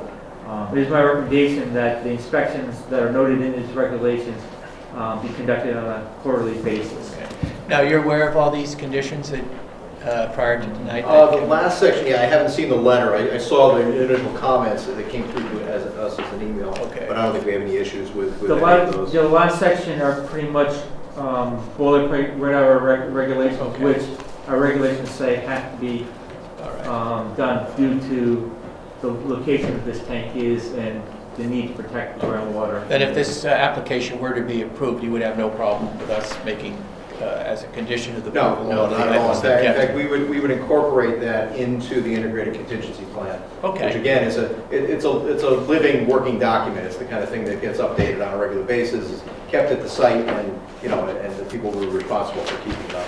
And I believe, you can correct me if not, these are inspections that's required, and I'm not sure if we have the permit or not, as part of the industrial permit required for the activities going on the property there, that you referenced in the contingency plan? Yes, It's yeah. Since the bus parking and stuff is considered an industrial use, that the stormwater sampling has to be conducted on that, whatever basis the application or the permit requires. For an And industrial these use. inspections are also required as part of that, not just our application, but also by the DEP permit Right. for stormwater for industrial activity? Right. Correct? Okay, questions from the commission? Could you describe, you don't have any pictures of what the physical covering of this, first of all, let me go back. How far are we from a house? Are we How far from, are we from a neighboring house? If you look at the notification letter, I have a map that's attached to it. Closest would be apple tree on the backside and potentially the house with water up or Long Hill. Where we're doing our, I believe closest residences are out here in the first right here. Okay. So it's quite, well, you got some over here. Where's the tank gonna be? On this property? Yeah, it's like a removal. So there's this property over here, that's a residence? That's commercial, I think that's commercial. Okay. All right. Any other questions of the commission? Sure, Tom. What is it, is the canopy, tell me a little bit about the canopy. Is it gonna be, like when you said gas station, I envisioned this thing that's got a flat roof on it. Correct. That keeps the rain off the tank below. Right, right. So it'll have two stanchions to hold it up, and then there's a flat roof top, set up on top, just like a gas station you'd see. Why would you do it that way versus having a, sort of like something that looks like a standard roof like this roof here? Like a peaked They roof? usually use the flat roofs, they're all I-beams that are bolted together with an integrated gutter system that's inside the canopy that you can't see from underneath. Yeah. You It's just- kind of a standard system that's used in this. Yeah. Okay. They don't use the peak, this is the sturdiest. Okay. All right, other questions? Could you just For the briefly... record, let's- Oh, I'm sorry. Just say who you, I think you're. Kelly. Oshana. And you're with, ETT? Environmental Services. do you want us to give a highlight since as part of the application requires information regarding spill prevention and you want to go over some of your highlights of your big document that you provided us? Yeah, Actually, let me copy grab a copy of my phone.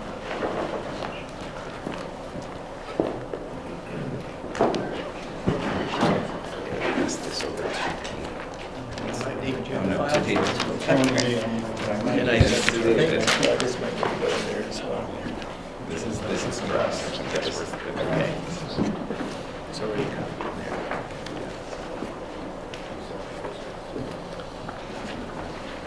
So the integrated contingency plan, again, you have copies of it. It's provided in a three-ring notebook form to the facility, and it's kept at the facility. It's done in a three-ring notebook, so things can be added and taken away, and the document can be modified over time. This document is based on our firm has been doing environmental planning for the Connecticut DOT for many, many years. And this document is based on the standard that the Connecticut DOT uses for their garage sites, including fueling stations all over the state. And it's basically set up with a series of best management practices in terms of how things are approached for the operations of the facility. So, you know, how when a tank is filled, what is the process and procedure? You know, is there special conditions and provisions that are provided in there when that filling operation goes on? I mean, one example would be that there has to be somebody present from the facility there while filling is being done. so that you have somebody to oversight and monitor what's being done. It has discussions on materials on site that have to be there for in case spills do happen. And it's got a whole variety of best management practices that are provided that are to be followed during the operation of the facility. Okay. Well, David? so there's a 10,000 gallon above ground tank. There are gas pumps attached to it somewhere? Yes. Where are they shown on the plan? Sure.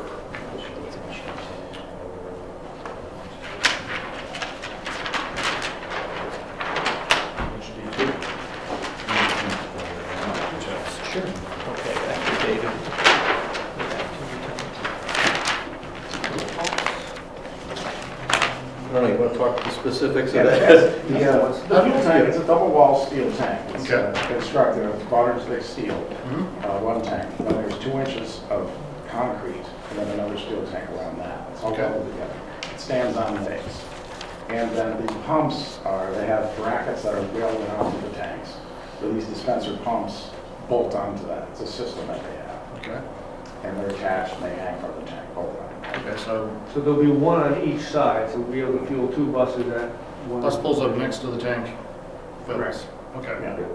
Underneath the canopy, so the part that is being fueled, the whole bus is fit under the canopy, only a section of the bus fits under the canopy in the fueling section. Okay. And we're in a groundwater Protection area, correct. protection area.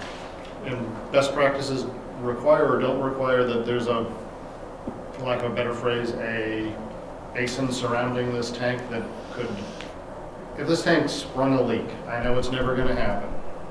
Hypothetically speaking, this tank springs a leak, we call the fire department, but meantime, 10,000 gallons are coming out of this tank. Yeah, Does it go into a containment facility, or is it simply the drain in the southeast Well, west the corner? drain for the tank that would leak, it would leak into the interstitial space of the double wall tank. It would leak into the tank. And that double wall space holds the contents of the tank itself. Okay. So it could leak into itself. The main tank would be empty, the interstitial is now filled, and it's still contained.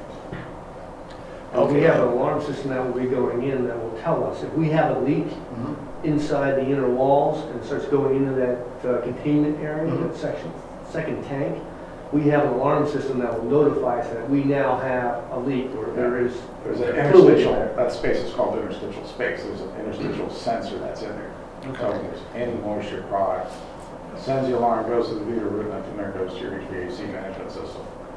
Just a question, I mean, if a vandal or somebody were to come in, take the filling thing out, and just let it go and just let it go on the ground, is there anywhere any ladder or anything there that captures that, or is that just soak into the ground?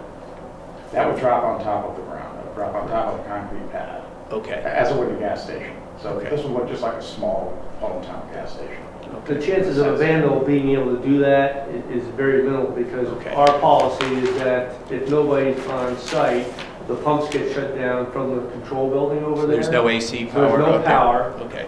So we eliminate that potential completely. Okay, good. Is this all, And is the this all, wetland commission also put a condition on that the site be secured. Correct. No one else is there. So we will then close the gate, correct the market. so there's a fence that is surrounding this? 360, yes.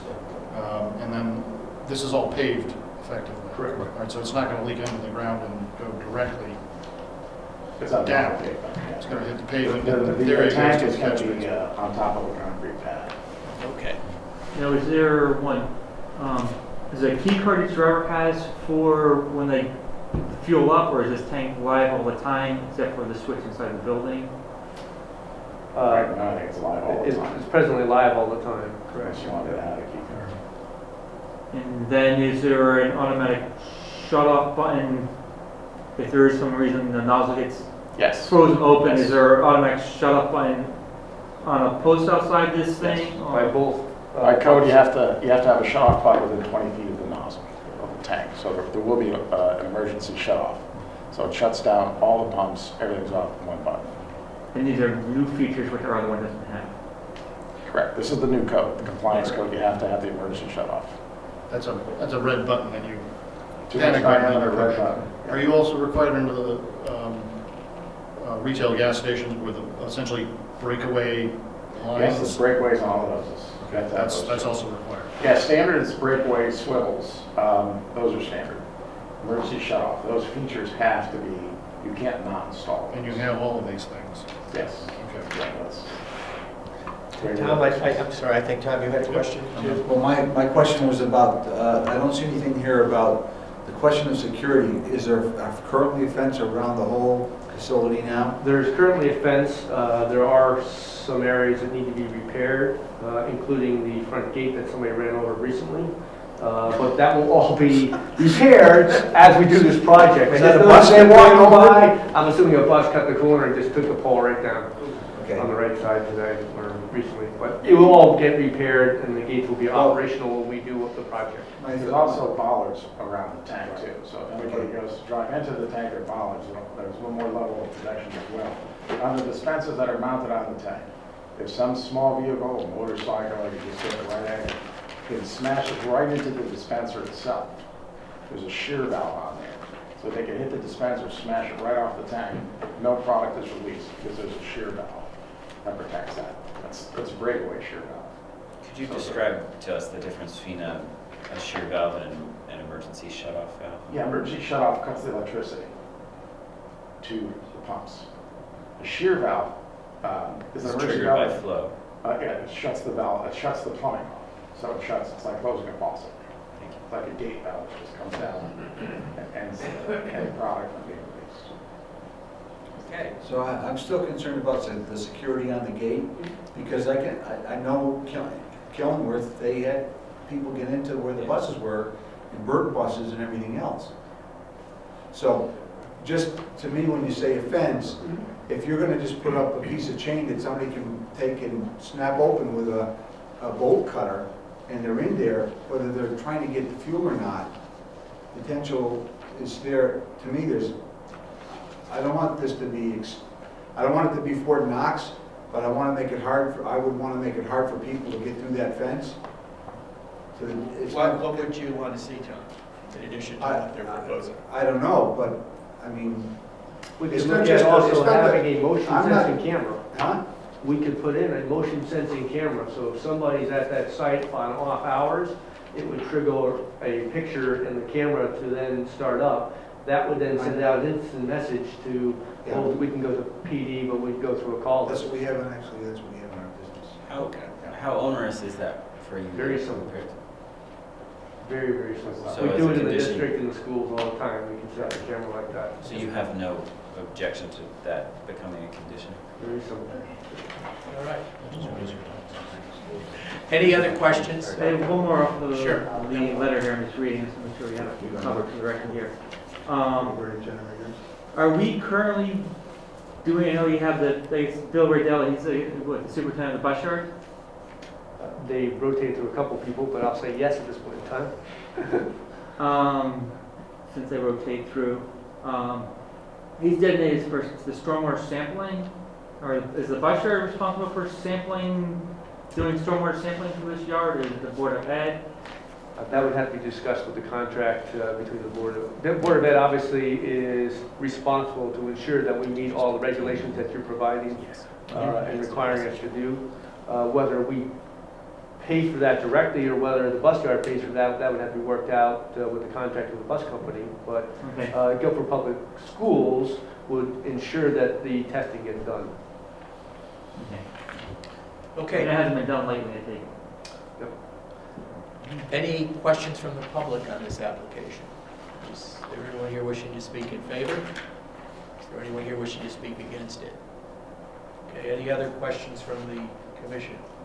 Okay, hearing none, I'll close the public hearing on this matter, and we will move to Douglas Room, 93 Water Street, special permit for a home handicraft industry.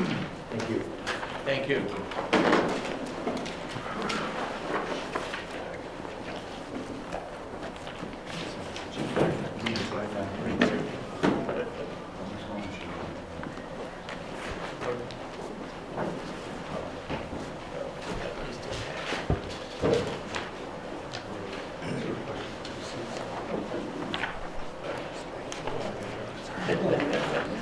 It's really on the way out. Your parents.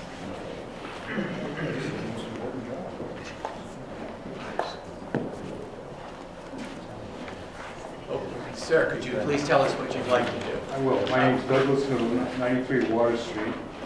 I'd like to get a special permit for home handicraft permit. I have a small machine shop in my basement. I want to be able to do a greater amount of work in that shop as I approach retirement from a normal job.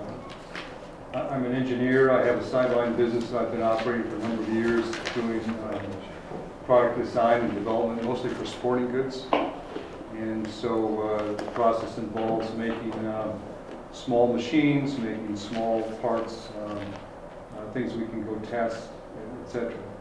I don't envision a large business, any change in the flow of traffic or hiring employees or whatever. There are no buildings that need to be built. There are no modifications to the structure in any way. It's just trying to put this on to a properly zoned food. Okay, interior. We do have a letter from Dennis Johnson dated January 14th. The applicant's proposed special permit use for a home industry does not conflict with the septic system capacity currently existing on site. Are there questions from the commission? What are you going to be doing with It's a small machine shop. I do metal and plastics machining. One of the products I've been developing for the last 8 or so years is a softball ball, for example. It's a combination of a variety of plastic parts. And so, among other things, I built a small inertial welder to join the parts together. We make these kind of prototypes and test them. I send them to my partner in Arizona. He does field trials. We're trying to encourage OEM manufacturers of softball equipment to take on a license. But the actual manufacturing will be done elsewhere. This is just a place to do prototype development and so on of sporting goods in general. So there's no external changes to the structure? No external changes, no changes to the kind of shipments I get are little boxes from UPS or something like that, and that won't change. I've been doing this off and on for a while, but I may do a little bit more as time becomes available. But the volume, yes, you're not looking at a huge volume business. No. And if your plans aren't to turn this into a shop, you would open up another facility. If this gets big enough, my wife will kick me out of there just because of the noise and smell. And you've been effectively doing this beforehand, not necessarily to the extent that it became a business for a period of time? More than 10 years. And presumably, have you had neighbors have no neighbors complain complaints about noise or smells? My neighbors all know about it. There will be no complaints at all. Okay, are there any questions from the public? Anybody wishing to speak in favor? Anybody wishing to speak against? Are there any further questions from the commission? Okay, hearing none, I'll close the public hearing on this matter, and I would ask for an approval of the revised agenda. If I can get a motion. Thank you. Do I hear a second? Second. All in favor?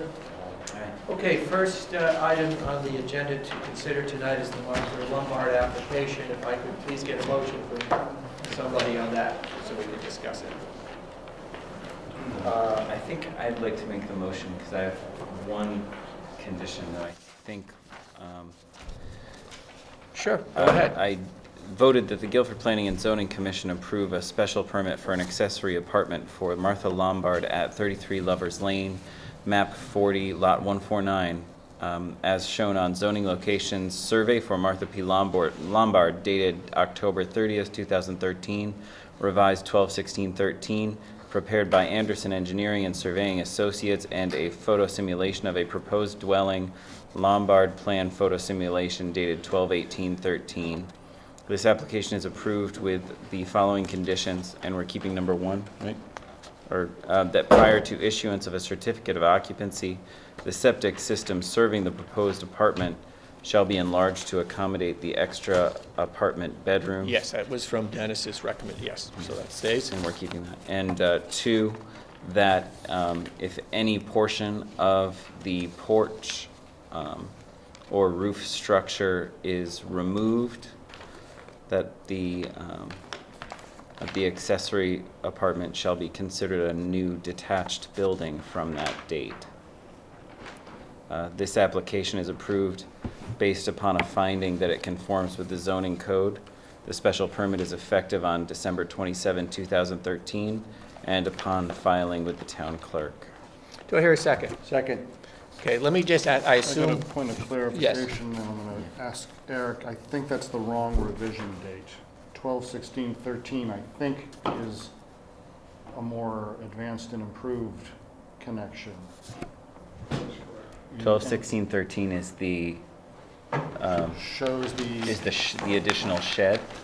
shows the storage room. Oh, thank you. So I think we want to go back to 11/9. 11/9.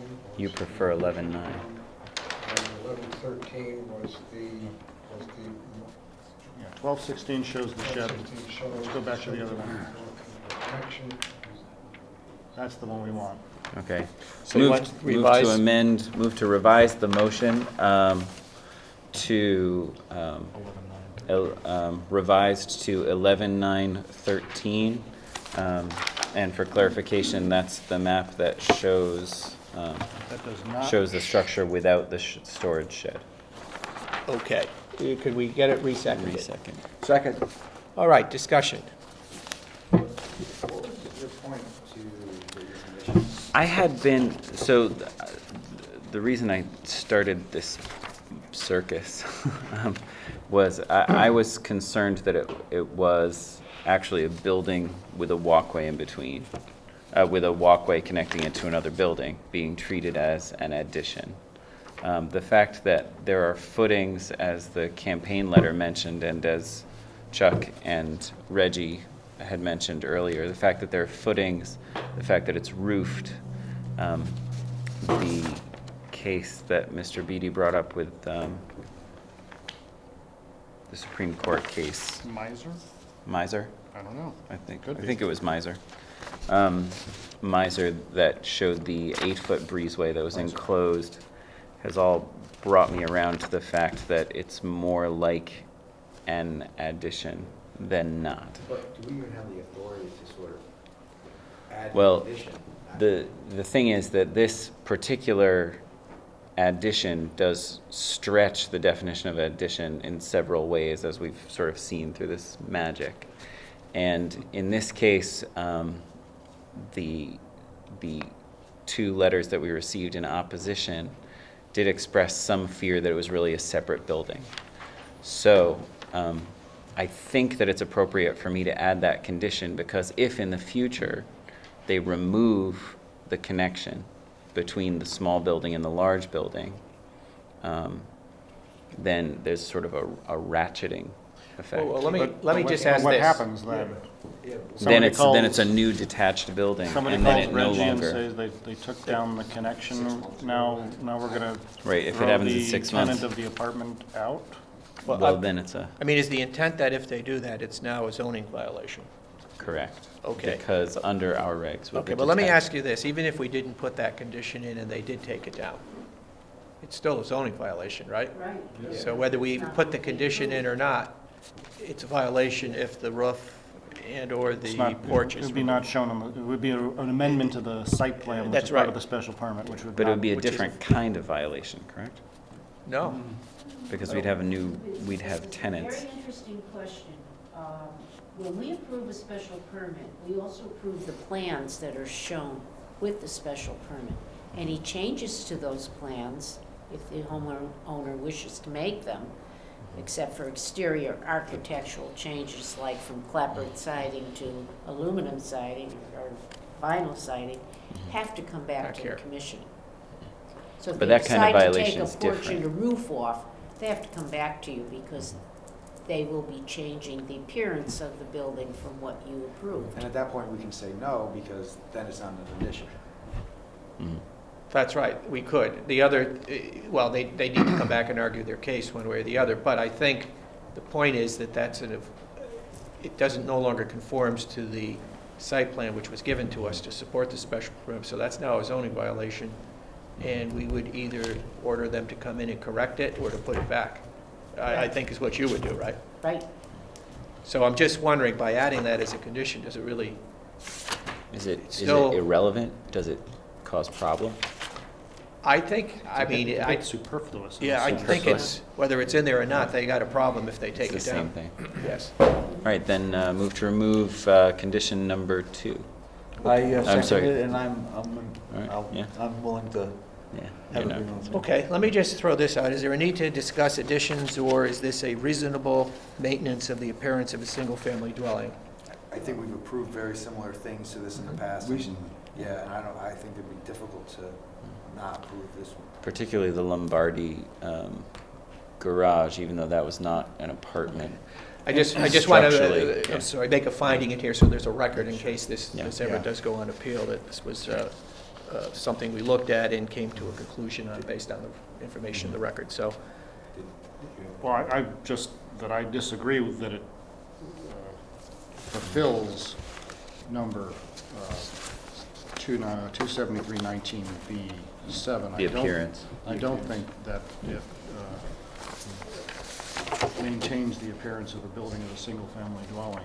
I mean, can we just, I mean, I'll just say my Yes, piece absolutely, in David. general. Yeah, please. I mean, when I listen to the opposition, the people who wrote letters or showed up the previous meeting, for the most part, I didn't really hear opposition to the notion of an accessory apartment here. I mean, people said a couple of things, but not the same kind of opposition that we've occasionally run into when people suddenly decide that an accessory apartment is going to be a problem in their neighborhood. So really, I think what drove a lot of the opposition was a sense that they're playing with the use of our regulations and manipulating this commission to take a position which it defies the common understanding of what our an addition is. regulations say.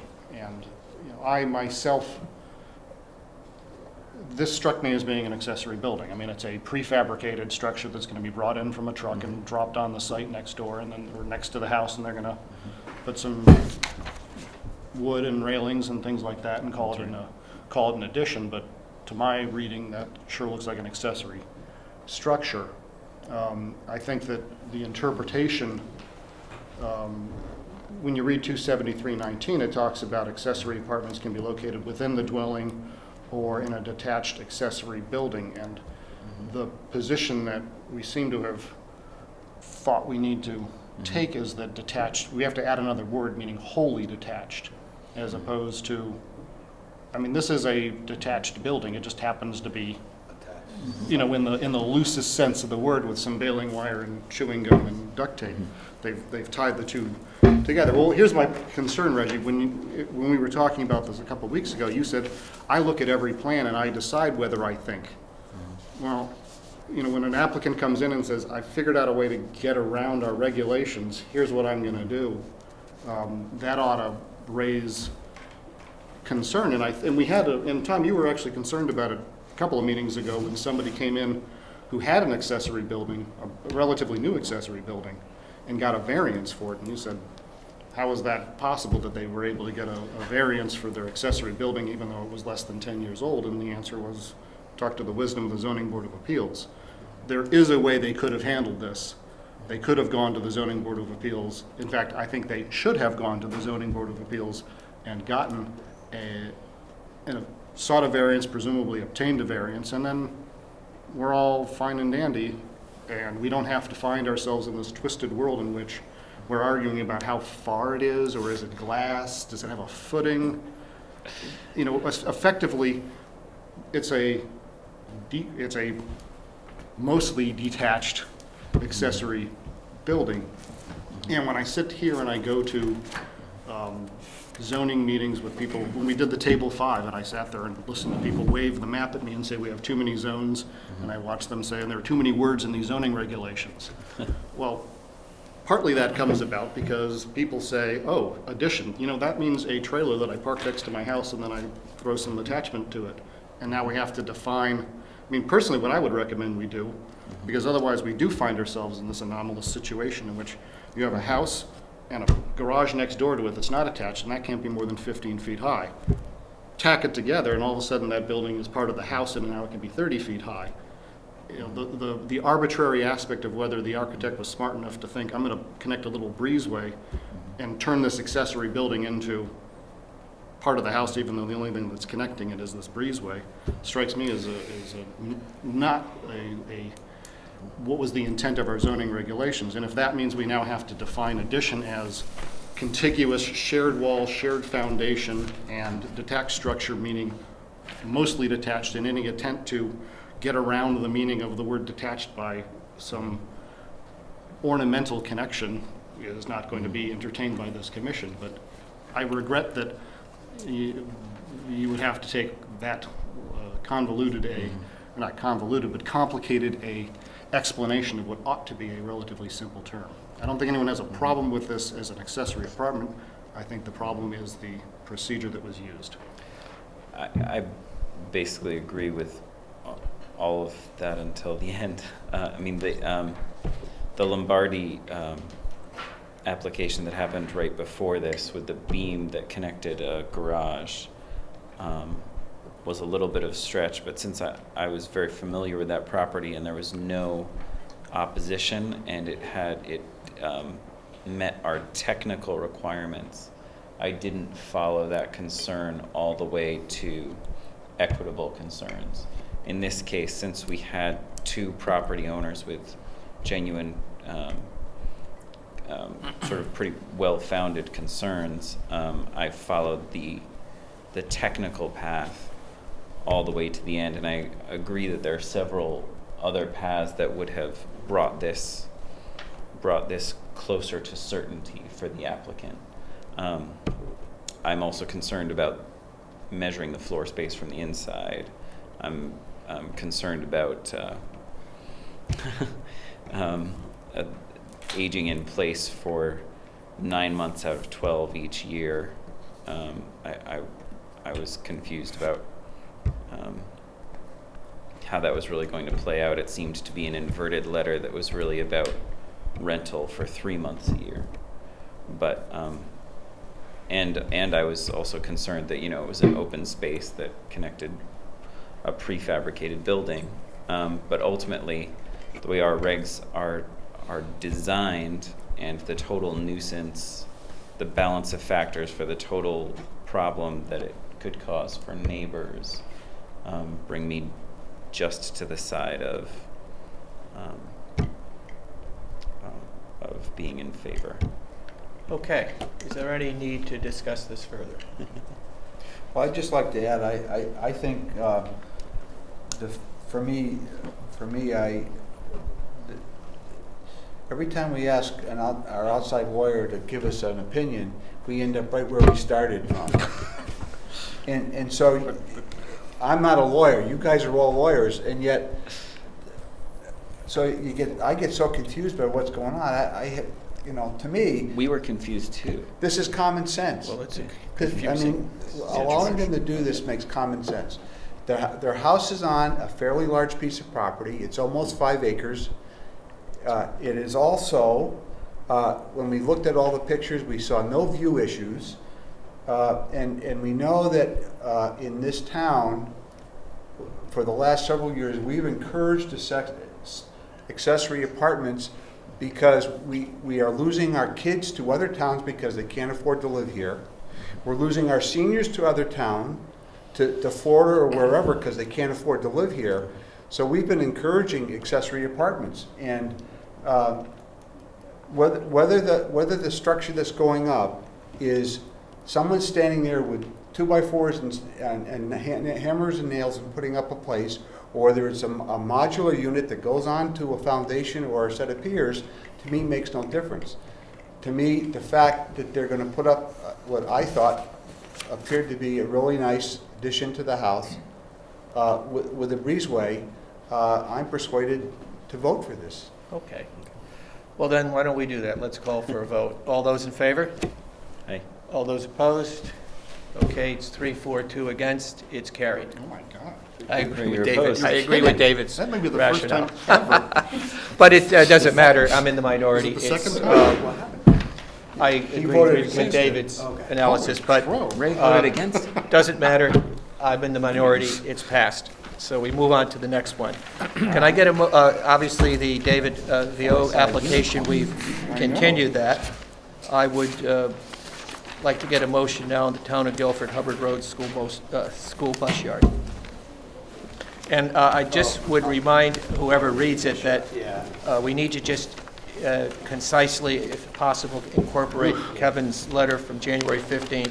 In addition, I believe there was a motion sensing camera and an instant messaging system. So whoever would like to make the motion, please. Voted that the Guilford Planning and Zoning Commission approve a special permit for the Town of Guilford, Hubbard Road School Bus Yard, map 79, lot 9, 2B, for removal and replacement of an above-ground fuel storage tank, as shown on proposed fuel storage tank upgrade, Guilford Bus Parking Lot, dated 12/2/13, 3 sheets prepared by Diversity Technology Consultants.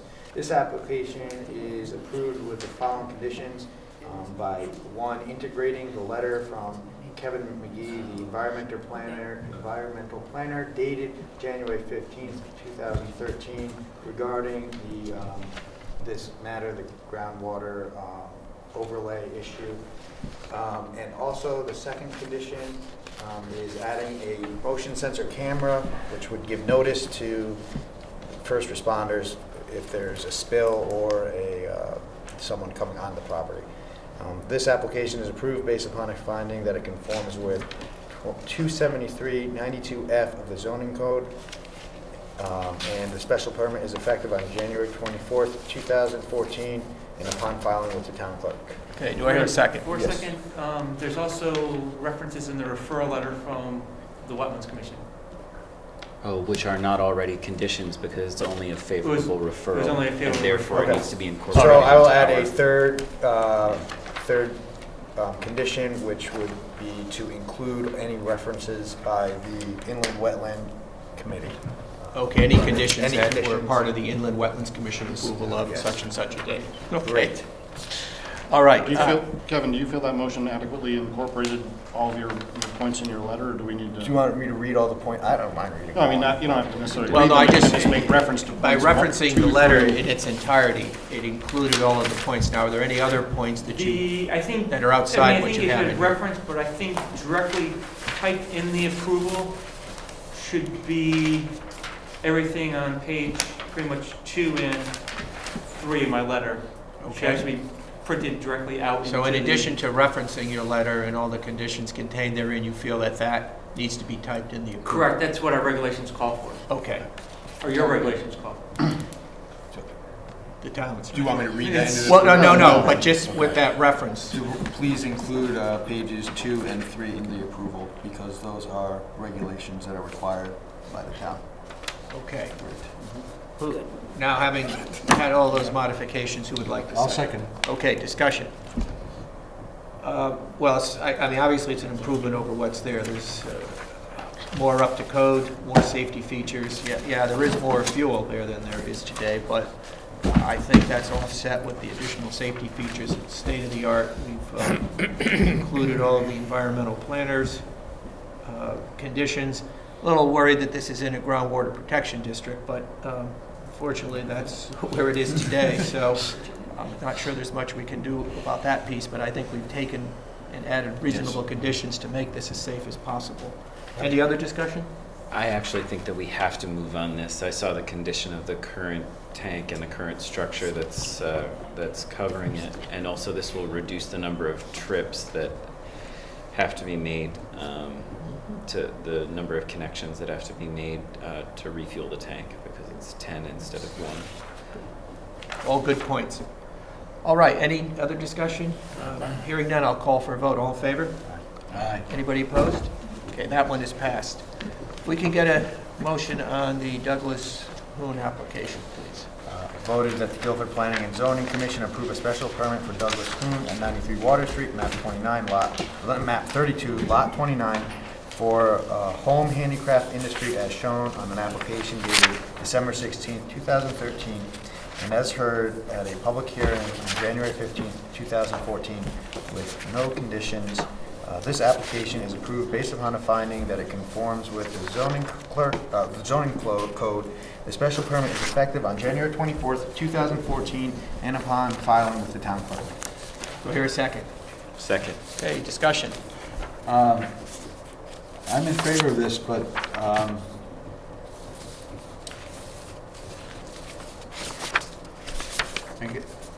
I'm not sure I understand the whole process, what Mr. Noon wants to do, but when I look at the diagram, he's got workstations put in here. I hope that there's no hazardous materials that's going to be used in this process. That there's nothing going to be stored in this cellar that is a hazardous material that could be a problem. Well, I mean, I guess to the extent there's probably fire regulations and other issues that But would he's be not, necessary. it's a for it. private home, so it's not going to be, I No. don't believe it's going to be, there's going to be no inspections required or anything. No, but, I mean, The applicant would be required to comply with environmental laws. okay, if What do there's we a have? problem. I mean, I understand your point, but it's, whether it's in our zoning approval or not, he's going to have to comply with those laws, so. Okay. No, I understand. Yeah, it's a good point. I mean, apparently, this activity is already occurring or has occurred to some degree in the past. There's no external changes, there's no anticipation of increased traffic at this point. It sounds like he's Yeah. just prototyping devices here. Just bringing it up because. Good point. Sure about it. All right, any other discussion? Okay, hearing none, I'll call for a vote. All in favor? Aye. Anybody opposed? Okay, that's passed. So we'll move on to the site plans. The first one is... Ray, on the written motion on the effective date for the Lombard approval was incorrect. I just want to make a note of that. Oh, okay. The correct date is January 24th, 2014 for the effective date. Okay, you want to amend our approval to just... Do I have the power to amend your approval? Okay. Well, we can I'll do it. that. We'll make a motion if somebody could. Yeah, we'll have to revote it. Okay. Move to amend our approval, effective approval date to January 24th. Yes. Second. Okay, all in favor? Aye. All three and two opposed, or Oh, whatever. There we All go. right, doesn't matter, it's done. All right, next item is the site plan, Keith Russo, 965 Boston Post Road. This is a site plan change of use from personal service establishment to a recreational facility. I guess the name of the business is Shred Cycling? Yep. Please come forward and just let us know what you'd like to do. Thank you. Hey, I'm Jen Kewen, and I live at 55 State Street, and I want to, or I'm going to lease the 965 Boston Post Road. Top floor is going to be a indoor cycling studio, so it was the eyebrow place, and now it's going to be Okay. this facility. It was the what? Sorry. It was like an eyebrow place, so it was personal. Celebrity Brows? Yeah. Yes, And so now we Celebrity can change it Brows. from Right. that to a recreational facility where we'll have indoor bikes for exercising. A little bit past the bistro, going towards Madison on the opposite First side, side, next to the Brownstone Next to the Restaurant, Brownstone the House. gray building up on the upper floor. Yeah. Okay. Stairs. That's a permitted use in that zone. And parking, everything is... Same thing. It's just a change of use from a personal service establishment to recreational facility. Okay. That's what we call exercise Yes. things. All right. Any other questions of the applicant? Let me first ask for a motion to receive this, which I probably should have done first. I'll move it. Do I hear a second? Second. All in favor? Aye. Okay, any discussion on the merits of the application? Change of use fits all the zoning regulations. It does. Nothing- Building's the same. Same, no external Same sign. changes, et cetera. So with that said, I guess I'll call for a vote. All in favor? Aye. Anybody opposed? No. Okay, you're approved. Sorry you had to wait 2 hours. Yeah, too bad we couldn't have done it first. 2.5 Very, hours. very interesting, very Yeah. informative. Yeah, I can imagine. That was. Thank you All so right. much for Note your yourself. time. Yes, Don't thank go you, on you fighting too. inside Okay, CAM site plans, the first one is Philip and Lauren Camp, 299 Old Sachems Head Road. This is a CAM site plan for demolition and construction of a new residence-related construction activities in a new septic system within 100 feet of the critical coastal resource. Receive and set a public hearing for February 5th. Get a motion? So moved. Do I hear a second? Second. All in favor? Wait, hold on, point of Yes? information. I'm just confused about what I'm looking at here. Turn it over. Coastal management, demolition, construction of a new house, new septic system within 100 feet. Oh, I'm sorry. Receive and set a Aye as public well. hearing. Okay, so that one Sorry is about that. carried and scheduled. George, I suppose you'll talk about the next one a little bit, adopt a resolution Sure, endorsing the yes. submission of a pre-development grant application for the assistance under the State of Connecticut Housing for Economic Growth Program, and certify that the commission will consider the creation of one or more housing incentive zones. Yes, I've been asked to work on preparation of this grant on behalf of the town. The state program that provides these grant funds requires that both the Planning and Zoning Commission adopt a resolution in the form that you have it there, and also that the Board of Selectmen approve the activity and authorize the first selectman to submit this grant proposal, which I'll be addressing to the Board of Selectmen at their meeting on January 22nd. The program is designed to encourage local governments to create zoning which facilitates or provides incentives for affordable housing. In the context of this program, it's called Housing for Economic Growth. I'm sorry. I emailed to you a draft copy of the scope of work. Some of you may have read that. Received it in the email. It's dated January 13th. It describes what we would do if we're successful in this grant. $20,000 is the maximum funding available. We're seeking $20,000 to engage professional services. The consultant would review the potential for higher density housing in areas where access is available for public transportation. That's one of the criteria of the program. So anywhere in Guilford which is reasonably accessible to public transit, which basically means Route 1 or the town center or town center south, those areas, we would ask the consultant to look at sites, property that may be suitable for affordable housing or higher density development, and in particular, in our case, assess the potential for sewage disposal, economically feasible development of sewage disposal to support higher density housing. If we identify any such sites, then we would draft new zoning regulations that would encourage or allow for the development that would be appropriate to support that housing. That's essentially what this program is all about. And as I mentioned, we'll be asking for $20,000 in funds. You are committing also to the resolution, which you see before you, has two parts. One, endorses the submission of this grant application, and two, certifies that you will consider the creation of one or more housing incentive zones should this program identify any such areas that might be suitable for so-called housing incentive zones. Of course, as you all know, you'd be required to consider any such zone even if you didn't endorse this, because that's your job and that's the law. If anyone proposes any amendments to the zoning code, regardless of their purpose, you're required to consider them. This maybe is a little bit higher standard of consideration, since this is a town project, assuming the Board of Selectmen agree to do this, and assuming we actually develop something along these lines. I actually believe that we probably already have the type of zoning that would facilitate affordable housing development, and probably already have the type of zoning currently which would meet the definition of a housing incentive zone, but that remains to be seen. That's part of the scope of work of this project. Okay. So then this still needs to go to the Board of Selectmen to approve this, plus the funding. Yes. for that. Mhm. And then assuming that gets approved, it would go out, consultant would work on this, they would come back and Right. present the plan to Planning and Zoning and the Board of Selectmen, or Yes, both. both would have to approve it? Yes.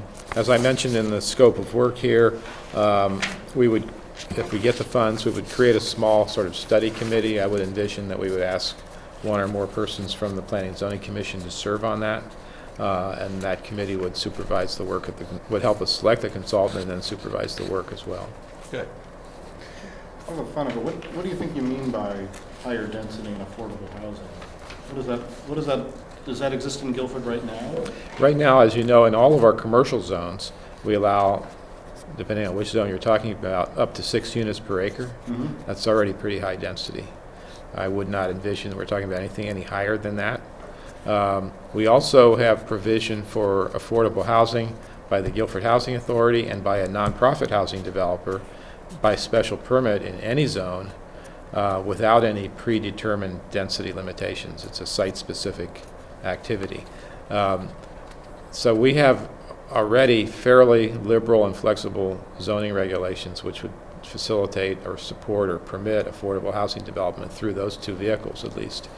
So the purpose of this is to spark it? Sounds like it's to spend some state money. Yeah, and it's... Since you just said that you think our zoning regulations allow Thank you, this. David, thank you. The other thing I this just would... I just heard him say, I think we already do all this. Well, And I'm the like, thing that we wait a would minute. do most, what As a this would do taxpayer, mostly, right. I think, is in the areas where we already think that affordable housing might be suitable, and I'm particularly thinking of like Route 1 West, this would enable us to do an overview of the sewage disposal issues that might be relevant to any particular property.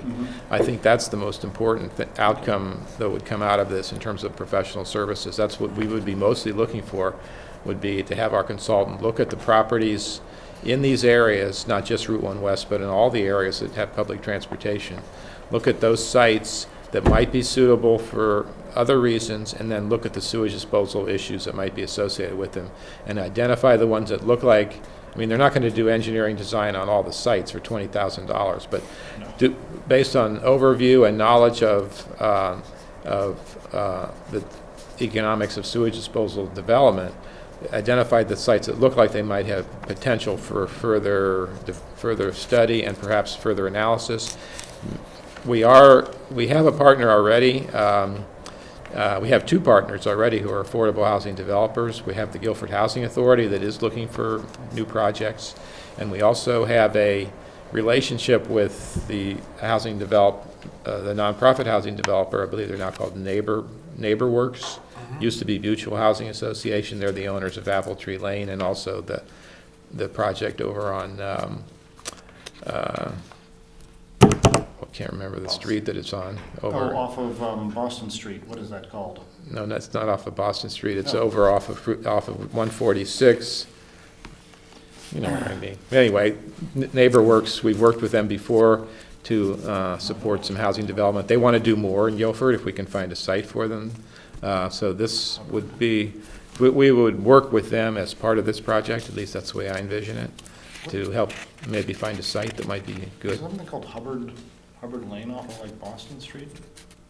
Apple Tree Lane is actually Apple Tree is off of Long Hill Road. Right. There's another. I thought there was something off of Boston Street. Am I making that up? That's the Guilford Housing Authority. Okay. Well, that's what it is. This is NeighborWorks is off of Jacobs. You know, Jacobs Lane goes into what's that other road that kind of goes? Jacobs Lane. Seaside, yeah. No, it's on the tip of my tongue. It's up where Charles Haverda lives. Wild Rose? Wild Rose, yeah. It's on Wild Rose. And Wild Rose and Yes, all it's on Wild Rose, actually. They have, I think, 6 or 8 units there. NeighborWorks does. But are we talking essentially detached single-family housing, or It are we could be talking apartment buildings? Could be any of the above. It's not going to be high-rise. It could be single-family houses, like Apple Tree is a mixture of attached townhouses and detached single-family. It could be any of the above.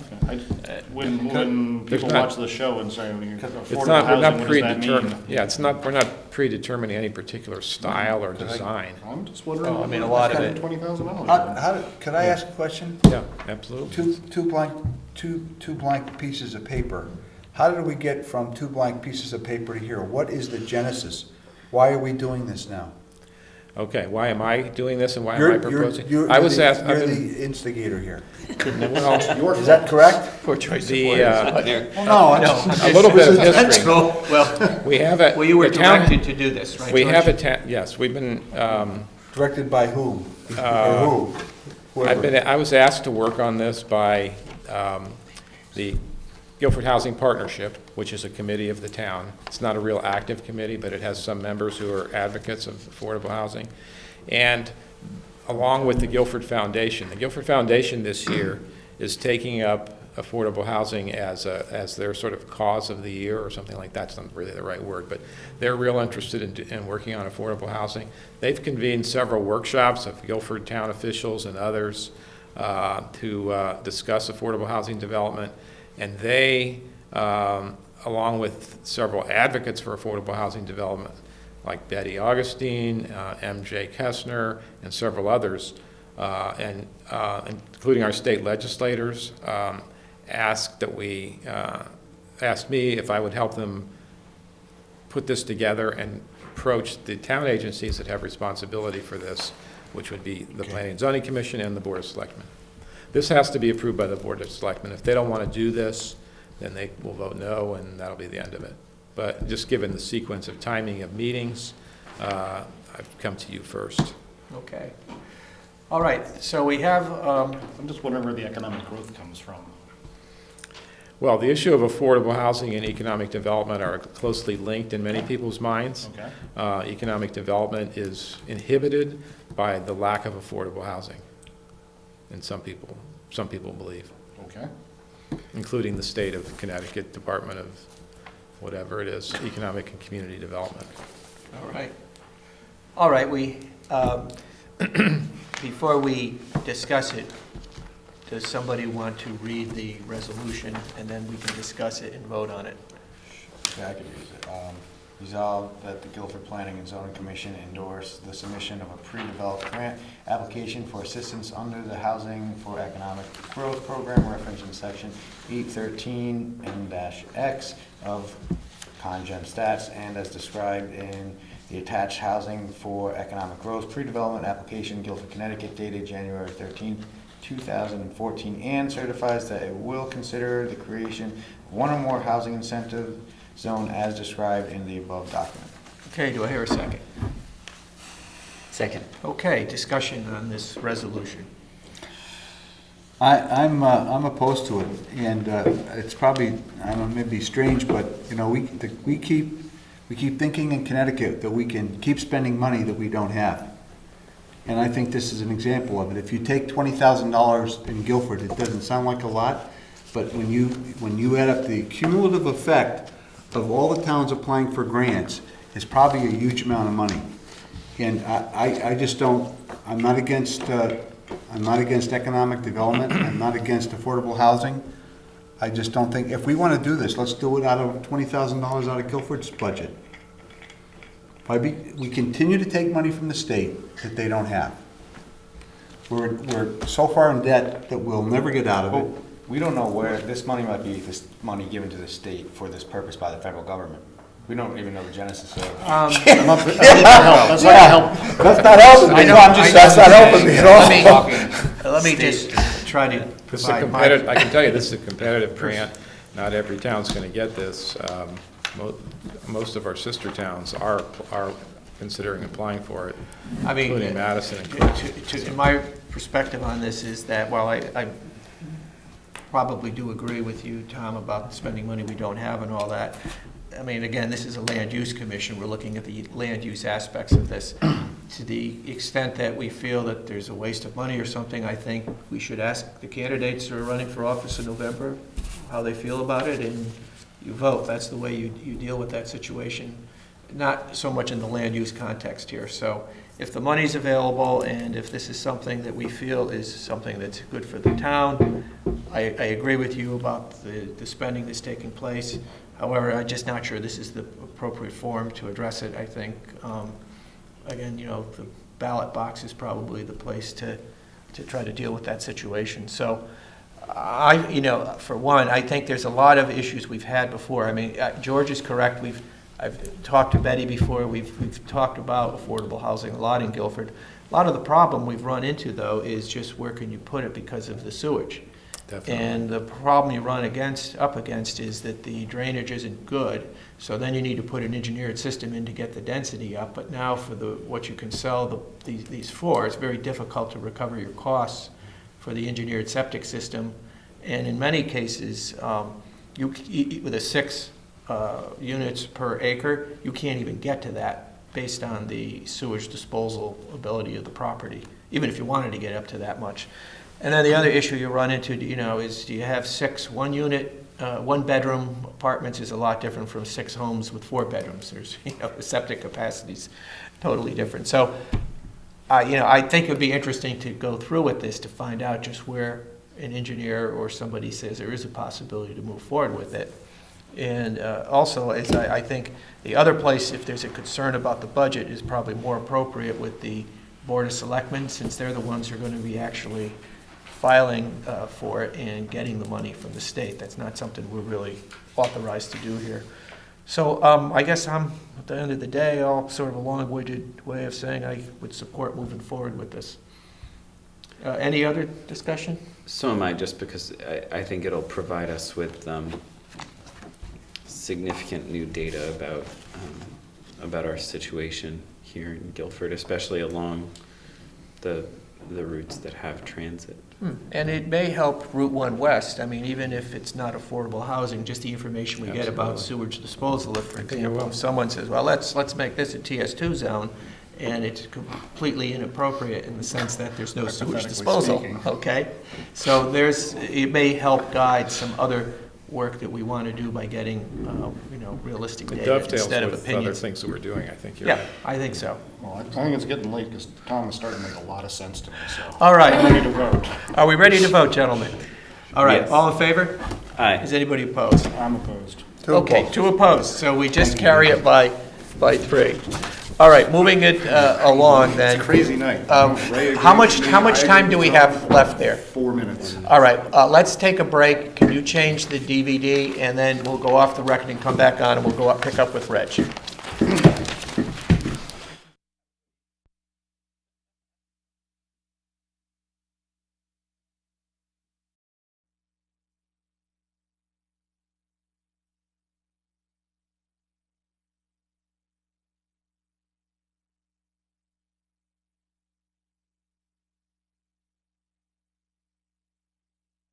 The mystery of the lights.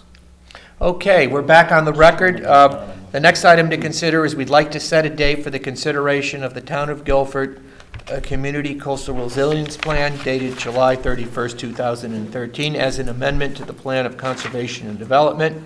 I think it's going to definitely be a joint public hearing, right, George, with the Board of Selectmen? I hope so, unless they want to have their own Okay. separate public hearing, which I don't think they do. At this point, we're going to plan for that for Yes. February 9th.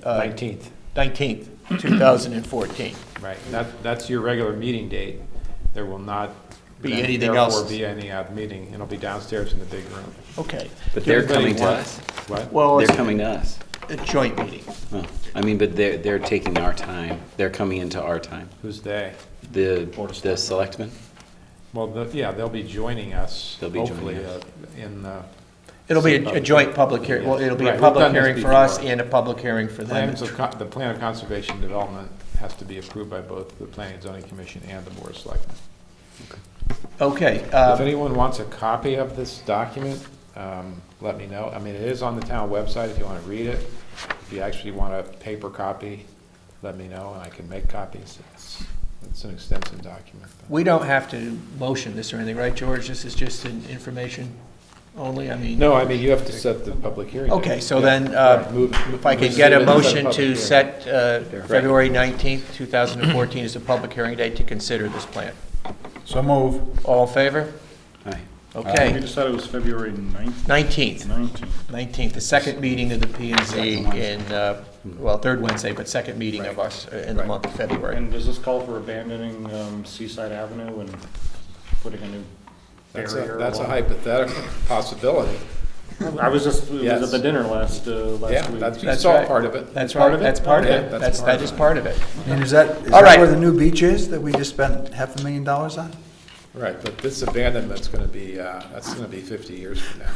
All right, let's move on to, we have a little bit more to do tonight. Reg, I think you want to have approval to invoke some municipal fine citations? I do. All right, maybe you can present to us what the issues are here? I sure can. This subject matter is about the Benton Knoll PRD. When the commission approved the actual project, the actual PRD, they approved it on February 3rd, 2010. And they put one particular condition of approval that said that the hours of construction will only be between 7 a.m. and 4 p.m. Monday through Friday, 8 to 12 on Saturday, and no heavy equipment shall be moved or driven on or off the site on Saturdays. Well, the road is in, and now the houses are being built. We just CO'd the third house for the subdivision, and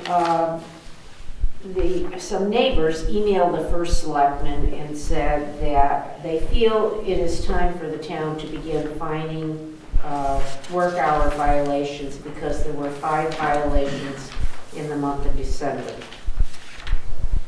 So I went through, I had been visiting the site every workday on or around 4 o'clock in the afternoon just to see if there were any violations. I visited, in a span of 209 days, there were 192 days without any work hour violations. And there were 14 days with work hour violations. Most of the violations were very small, but it is a zoning violation because we set these hours of construction. We set this as a condition of approval. And so the reason I'm before you at this time is to ask approval from you to start fining Russ Smith or Amity Construction the next time that work continues past either 4 o'clock in the afternoon, Monday through Friday, or after 12 p.m. on Saturday, or begins before 8 a.m. on Saturday or during the week. I have been communicating with Russ Smith. He's the person that owns Amity Construction. And he sent me an email that he wanted the commission to read. I don't know if you have a copy of it. If you don't, I'll be happy to read it, but you can probably read it.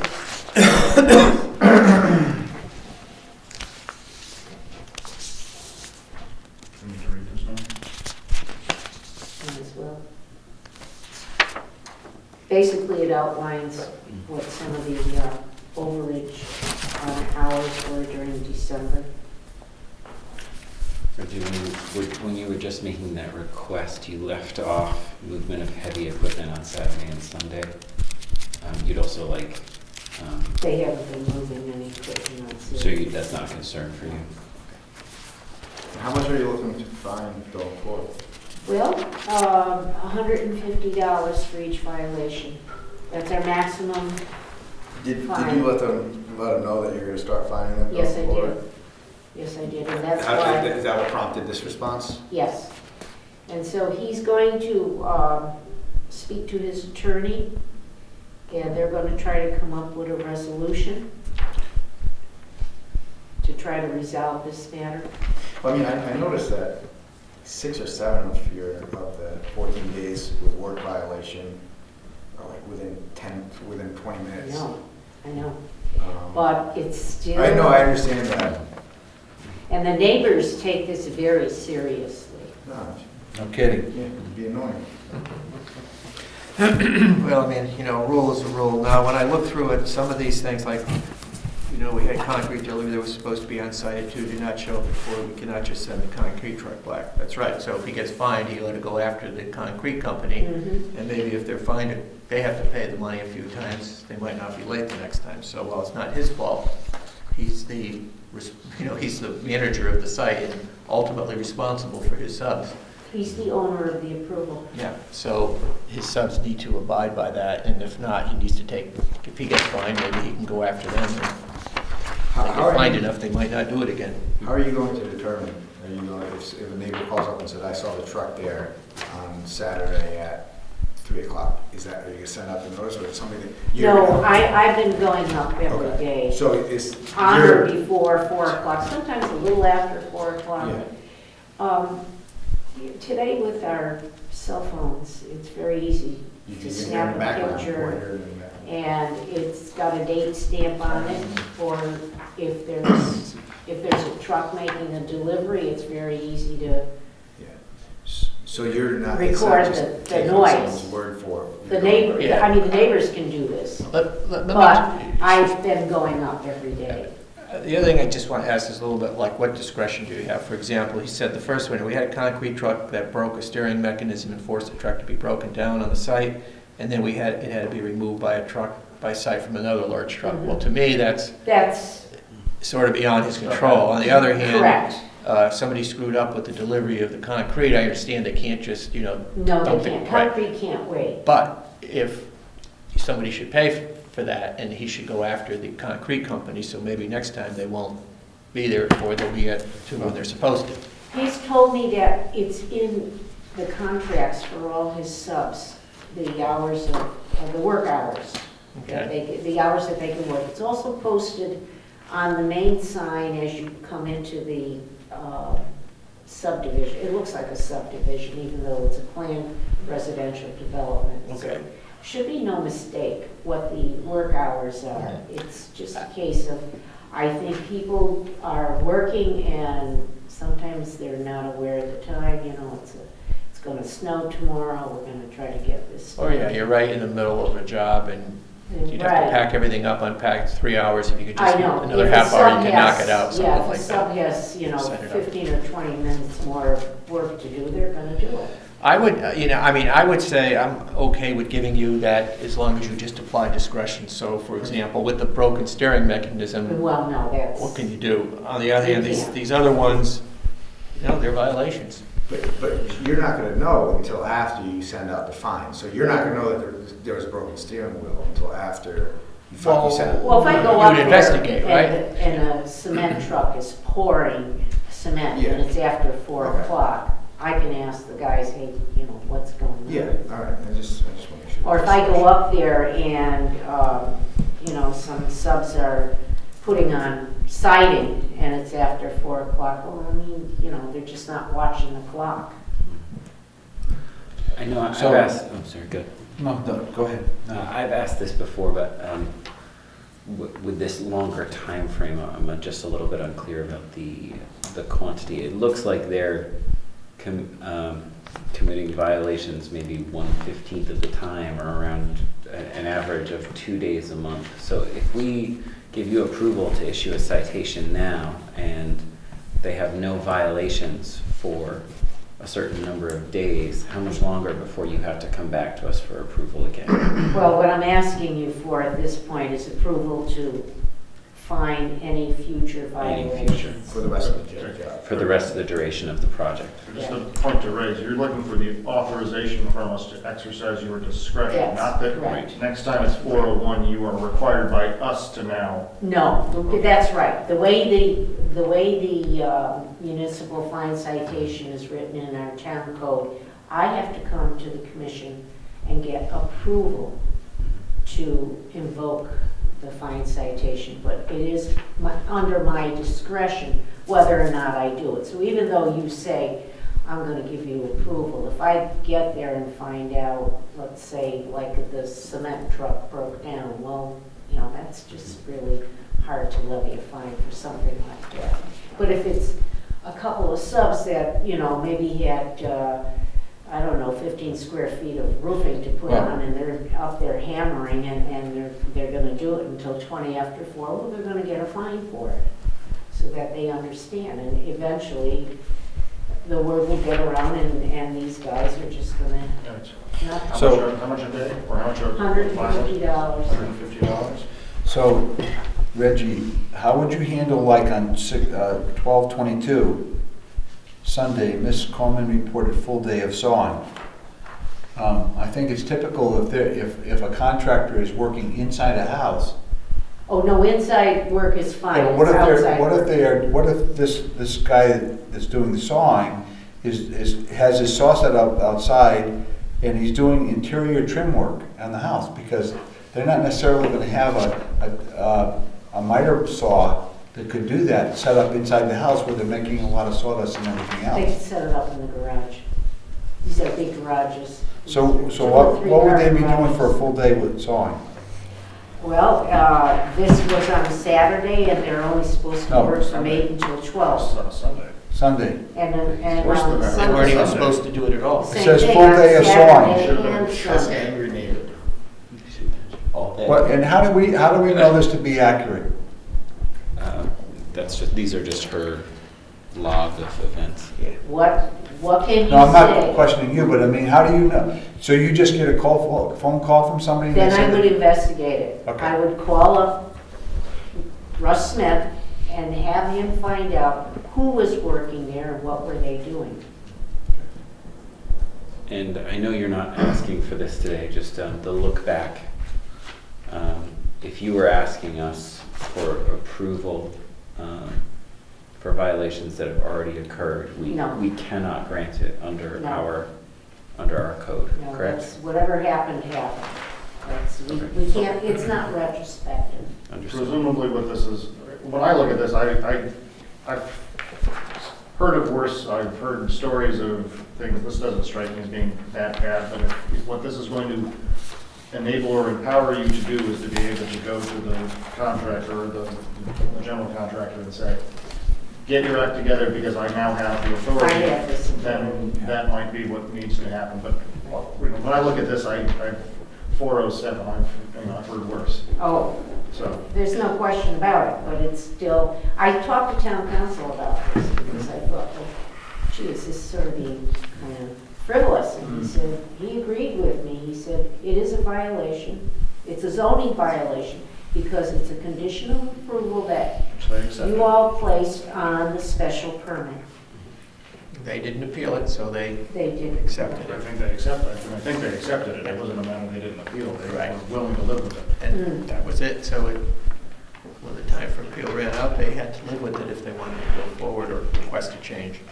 Now, there was a meeting that we did have, I think it was back in July, Yes, where I think it was Joe Mazza, myself, July George was 16th. there, a bunch of people, and we actually went through, and you'll see the conditions that we try to clarify some of what we had talked about. And for example, Tom, like you were saying, if they wanted to do the sawing in the garage and do trim work, that was okay, but they couldn't do the sawing outside. It was that kind of thing we tried to clarify to make it as reasonable for all the parties as possible. We listened to the public and we listened to the contractor and tried to get where we could. So I guess then what we're saying is you want authority to fine going forward using your discretion and Yes, that's correct. your good judgment. Okay.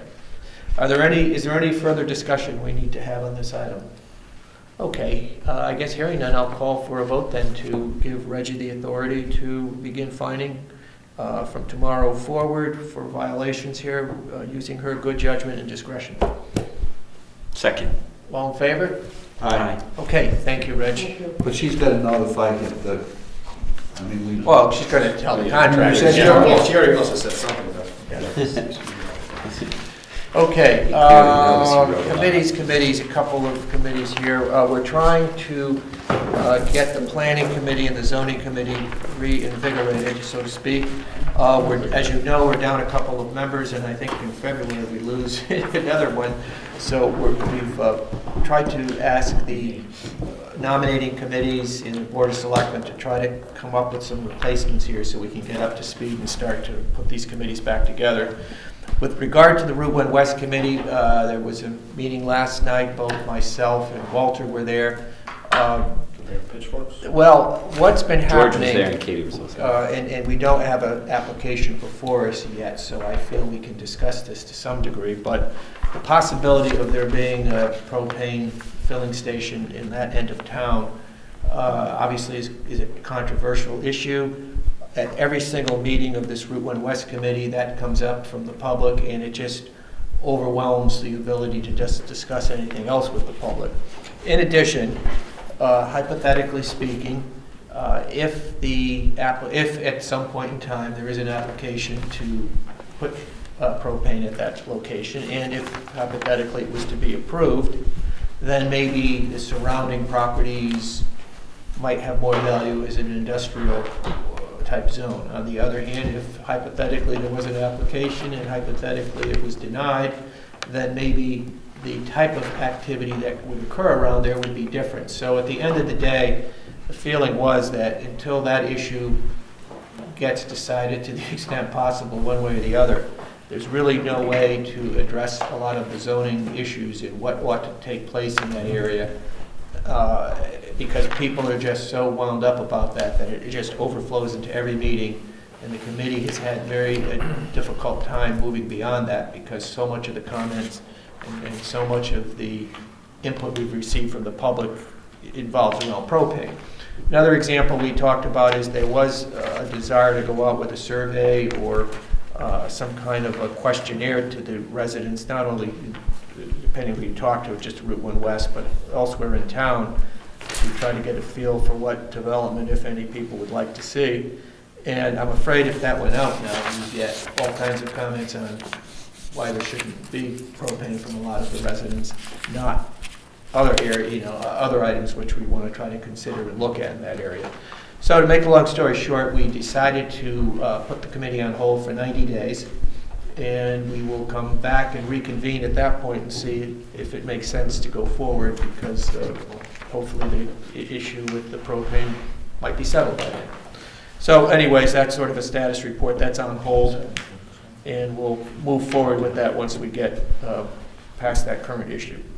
Approval of the bills. Shore Publishing $164.51, New Haven Register $229.51, and WB Mason $24. Before we move out of the committees, you've got the ad hoc committee that you mentioned for the adult entertainment. We thought that again, out of Table 5, there was Route 1 West, there was an issue of where should propane go, which is probably difficult to attack right now. The other one was adult entertainment. Josh has agreed to chair an ad hoc committee to take a look at adult entertainment, and what we'll need to do is formulate some individuals to participate on that committee, so that's the first order of business, and then to look forward to see where and what we want to do with that. In the meantime, I think maybe we should investigate having a moratorium for that in case it overflows. Yes, generally speaking, and we may need to just run this by Chuck, but the way it was explained to me is that you have to have a functioning committee and you have to be working towards an end date in order to be able to have an enforceable moratorium. So, the worry is that you just say, well, we're going to study it and start a moratorium when there's no really anybody working on it and it never gets done. So I think probably what we would do is once we get this committee formulated, we would do that. But I would like to run it by council because I know there's First Amendment issues and other stuff involved. I don't know if you can, put a moratorium in place. If we have a commission that's working on it and we have a target date and we can do it under the law, I would agree that that's probably a good thing to try to put in place. Why is it an ad hoc committee as opposed to the planning committee? Well, the problem is there is no planning committee right now because we're so short-staffed. And it's been very difficult to try to get any of these committees to meet, let alone to try to get a chairman. So the problem I've got is right now we've got a lot of blood in the water when it comes to this adult entertainment issue because we've been talking about it for so long. And obviously our planning would be drastically affected if somebody put something in now. And so I would like to lock it down and make sure that nobody's putting anything in while we're going over it. And it does look like less than a year is well within our rights to put up a moratorium that covers the whole town as long as we're specifically working on the project and as long as we have an end date. I'm not sure about the functioning committee. I mean, we're the functioning committee. We don't have to Moratorium be. does require, it is, enacting a moratorium is a zoning amendment. That's right, it requires public notice. It requires that you propose a specific language for the moratorium, that you have a public hearing on the moratorium itself. You then approve it with an effective date. And I have no problem in concept of what you want to do at all. I just want to make sure that we run that by Chuck to make sure that we're aware of the parameters and this conforms to them. That's Well, all. do you want us to draft a proposed moratorium? I would with do Chuck's that and run it assistance? by Chuck, and at the same time, I would start to put this committee together so we could move forward. And I'd like to make that. We could have an amendment that we would put before you on the 5th or the 9th or whatever it is of February, and you would then set a public hearing date to consider. Yeah, like I said, I have no problem with concept of it as long as it's something that's enforceable and is legal to do. I would be all for that. I'd like to go through that first step on the first meeting of February so we can make sure that we're not dealing with multiple cross currents at once while we're planning. Can we try to have a public hearing on the, So then we would have a public hearing, we would go into the paper, and then 30 days later, we'd be allowed to have a public hearing, most likely the second meeting in March. Maybe the first meeting in March, you could have a public hearing. We could make it to the first meeting in March from the first. Yeah, meeting. whatever the time will allow, okay? Yeah, I mean, whatever, yeah. we don't want to drag our feet on it, Yeah. but we do want to make sure it conforms to the requirements. So, I mean, I think everyone's in agreement that we should move forward in that direction, and at the same time, we're trying to get this going. All right, back to the bills. Shore Publishing, New Haven Register, W.B. Mason, if I can get a motion to pay the bills. so moved. Second. All in favor? Aye. Okay, the minutes for the December 18th meeting were distributed as part of the email that contained this agenda. If I can get a motion, and then we'll have discussion. Motion to approve the minutes. Here, a second. Anybody want to second the approval? I didn't see them. I'm gonna have to abstain. Okay. I didn't see them, I had to abstain. All right, well, let's do this then. Let's put this off to the next meeting, and we'll take He these says out they're at the right, next I mean. wondered, but I haven't seen them. I'm sorry. I They're didn't- relatively accurate. I try. I like to read things. I usually. Okay. All right, Well, we're going to move that off to the next meeting, Katie. All right, having no more business, I'll call for a motion to adjourn. Second. All in favor? We are adjourned and off.